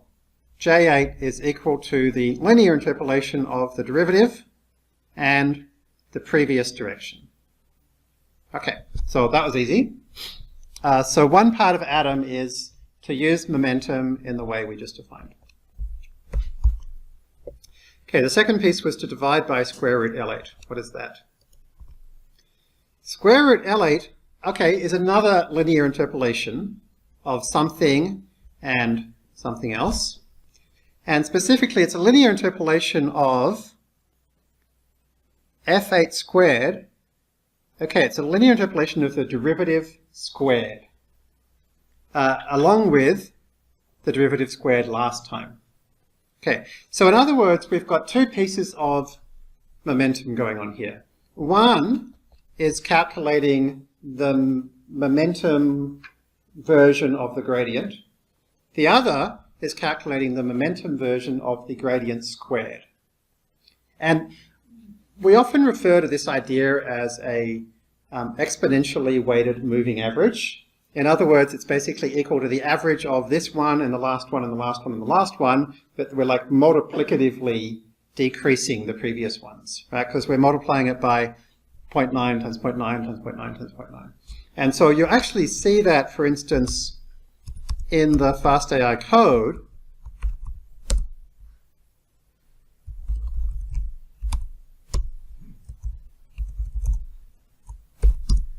If you look at fit, we don't just calculate the average loss, right? Because what I actually want, we certainly don't just report the loss for every mini batch, because that just bounces around so much. So instead I say average loss is equal to whatever the average loss was last time times 0.98 plus the loss this time times 0.02. Right? So in other words, the FastAI library the thing that it's actually, when you do like the learning rate finder or plot loss, it's actually showing you the exponentially weighted moving average of the loss. Okay, so it's like a really handy concept. It appears quite a lot, right? The other handy concept to know about is this idea of like, you've got two numbers. One of them is multiplied by some value. The other is multiplied by 1 minus that value. So this is a linear interpolation of two values. You'll see it all the time. And for some reason, deep learning people nearly always use the value alpha when they do this. So like keep an eye out if you're reading a paper or something and you see like alpha times blah, blah, blah, blah, blah, plus 1 minus alpha times some other blah, blah, blah, blah, right? Immediately, like when people read papers, none of us like read every thing in the equation. We look at it and we go, oh, linear interpolation, right? And like, so something I was just talking to Rachel about yesterday is like whether we could start trying to find like a new way of writing papers where we literally refactor them, right? Like it'd be so much better to have written like linear interpolate blah, blah, blah, comma, blah, blah, blah, right? Because then you don't have to have that pattern recognition, right? But until we convince the world to change how they write papers, this is what you have to do, is you have to look, know what to look for, right? And once you do, suddenly the huge page width formulas aren't bad at all. Like you often notice, like for example, the two things in here, like they might be totally identical, but this might be at time t, and this might be at like time t minus 1 or something, right? Like it's very often these big ugly formulas turn out to be really, really simple if only they had refactored them. Okay, so what are we doing with this gradient squared? So what we were doing with the gradient squared is we were taking the square root and then we were adjusting the learning rate by dividing the learning rate by that. Right. Okay, so gradient squared is always positive, right? And we're taking the exponentially moving average of a bunch of things that are always positive, and then we're taking the square root of that, right? So when is this number going to be high? It's going to be particularly high if there's like one big, if the gradient's got a lot of variation, right? So if there's a high variance of gradient, then this g squared thing is going to be a really high number. Whereas if it's like a constant amount, right, it's going to be smaller. Because when you add things that are squared, the squareds like jump out much bigger. Whereas if there wasn't much change, right, then it's not going to be as big. So basically, this number at the bottom here is going to be high if our gradient is changing a lot. Now, what do you want to do if you've got something which is like first negative and then positive and then small and then high, right? Well, you probably want to be more careful, right? You probably don't want to take a big step because you can't really trust it, right? So when the variance of the gradient is high, we're going to divide our learning rate by a big number, right? Whereas if our learning rate is very similar kind of size all the time, then we probably feel pretty good about the step, so we're dividing it by a small amount. Right? And so this is called an adaptive learning rate. Right? And like a lot of people have this confusion about ADAM. I've seen it on the forum actually, where people are like, isn't there some kind of adaptive learning rate where somehow you're like setting different learning rates for different layers or something? And it's like, no, not really. Right? All we're doing is we're just saying like, just keep track of the average of the squareds of the gradients and use that to adjust the learning rate. So there's still one learning rate. Okay, in this case it's 1. Right? But effectively, every parameter at every epoch is being kind of like getting a bigger jump if the learning rate, if the gradient's been pretty constant for that weight, and a smaller jump otherwise. Okay, and that's ADAM. That's the entirety of ADAM in Excel. Right? So there's now no reason at all why you can't train ImageNet in Excel, because you've got access to all of the pieces you need. And so let's try this out. Run. Okay, that's not bad, right? 5, and we're straight up to 29 and 2, right? So the difference between like standard SGD in this is huge. And basically, the key difference was that it figured out that we need to be, moving this number much faster. Okay, and so it did. And so you can see we've now got like two different parameters. One is kind of the momentum for the gradient piece. The other is the momentum for the gradient squared piece. And I think they're called like, I think there's just a tuple of a beta. I think when you want to change it in PyTorch, there's a thing called beta, which is just a tuple of two numbers that you can change. Can you pass that, please? Jeremy, so you said I think I understand this concept of, when a gradient it goes up and down, then you're not really sure which direction should go, so you should kind of slow things down, therefore you subtract that gradient from the learning rate.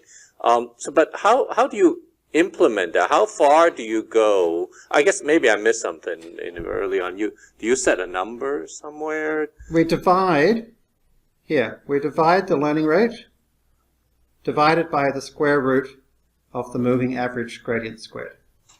So that's where we use it. Oh, I'm sorry. Can you be a little more... Sure. So D2 is the learning rate, which is 1. Yeah. M27 is our moving average of the squared gradients. So we just go D2 divided by square root M27. That's it. Okay, thanks. I have one question. Yeah. The new method that you just mentioned, which is in the process of getting implemented in Yes, AdamW. Yeah. AdamW. How different is it from here? Okay, let's do that. To understand AdamW, we have to understand weight decay. And maybe we'll learn more about that later. Let's see how we go now with weight decay. So the idea is that when you have lots and lots of parameters, like we do with most of the neural nets we train, you very often have like more parameters than data points, or like regularization becomes important. And we've learnt how to avoid overfitting by using dropout, right, which randomly deletes some activations in the hope that it's going to learn some kind of more resilient set of weights. There's another kind of regularization we can use called weight decay, or L2 regularization, and it's actually comes kind of classic statistical technique.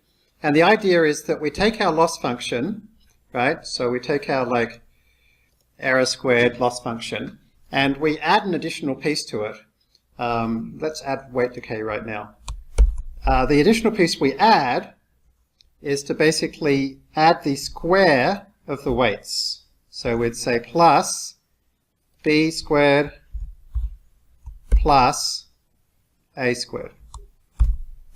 Okay, that is now weight decay, or L2 regularization. And so the idea is that now the loss function wants to keep the weights small, right? Because increasing the weights makes the loss worse. And so it's only going to increase the weights if the loss improves by more than the amount of that penalty. And in fact, to make this weight decay, proper weight decay, we then need some multiplier here, right? So if you remember back in our, here we said weight decay equals WD, 5e neg 4. Okay, so to actually use the same weight decay, I would have to multiply by 0.0005. Right? So that's actually now the same weight decay. So if you have a really high weight decay, then it's going to set all the parameters to 0. So it'll never overfit, right? Because it can't set any parameter to anything, right? And so as you gradually decrease the weight decay, a few more weights can actually be used, right? But the ones that don't help much, it's still going to leave it 0, or close to 0, right? So that's what weight decay is literally to change the loss function to add in this sum of squares of weights times some parameter, some hyperparameter, I should say. The problem is that if you put that into the loss function, as I have here, then it ends up in the moving average of gradients and the moving average of squareds of gradients for Adam, right? And so basically, we end up, when there's a lot of variation, we end up decreasing the amount of weight decay, and if there's very little variation, we end up increasing the amount of weight decay. So we end up basically saying, penalize parameters, weights that are really high, unless their gradient varies a lot, which is never what we intended, right? That's just not the plan at all. So the trick with Adam W is we basically remove weight decay from here, so it's not in the loss function, it's not in the G, not in the G squared, and we move it so that instead it's added directly to the, when we update with the learning rate, it's added there instead.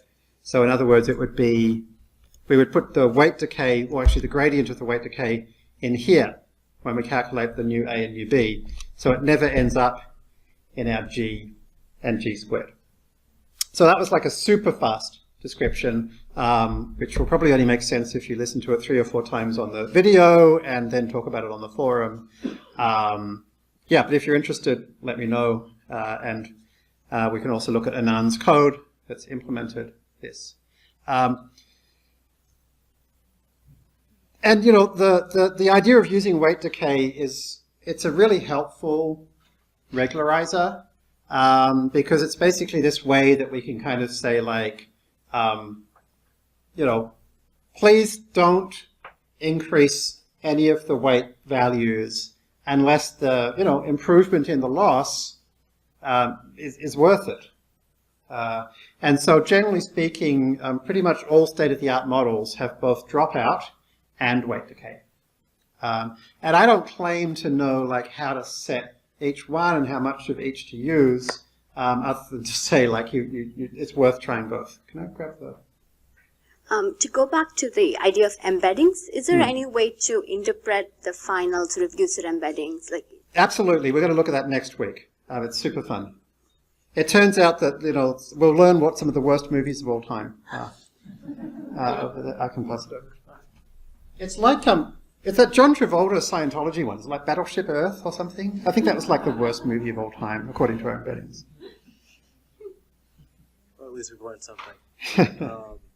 Do you have any recommendations for scaling the L2 penalty, or is that kind of based on how wide the nodes, or how many nodes there are? No, I have no suggestion at all. Like I kind of look for like papers or Kaggle competitions or whatever similar and try to set it vaguely the same. It seems like in a particular area like computer vision object recognition, it's like somewhere between 1e neg 4 or 1e neg 5 seems to work.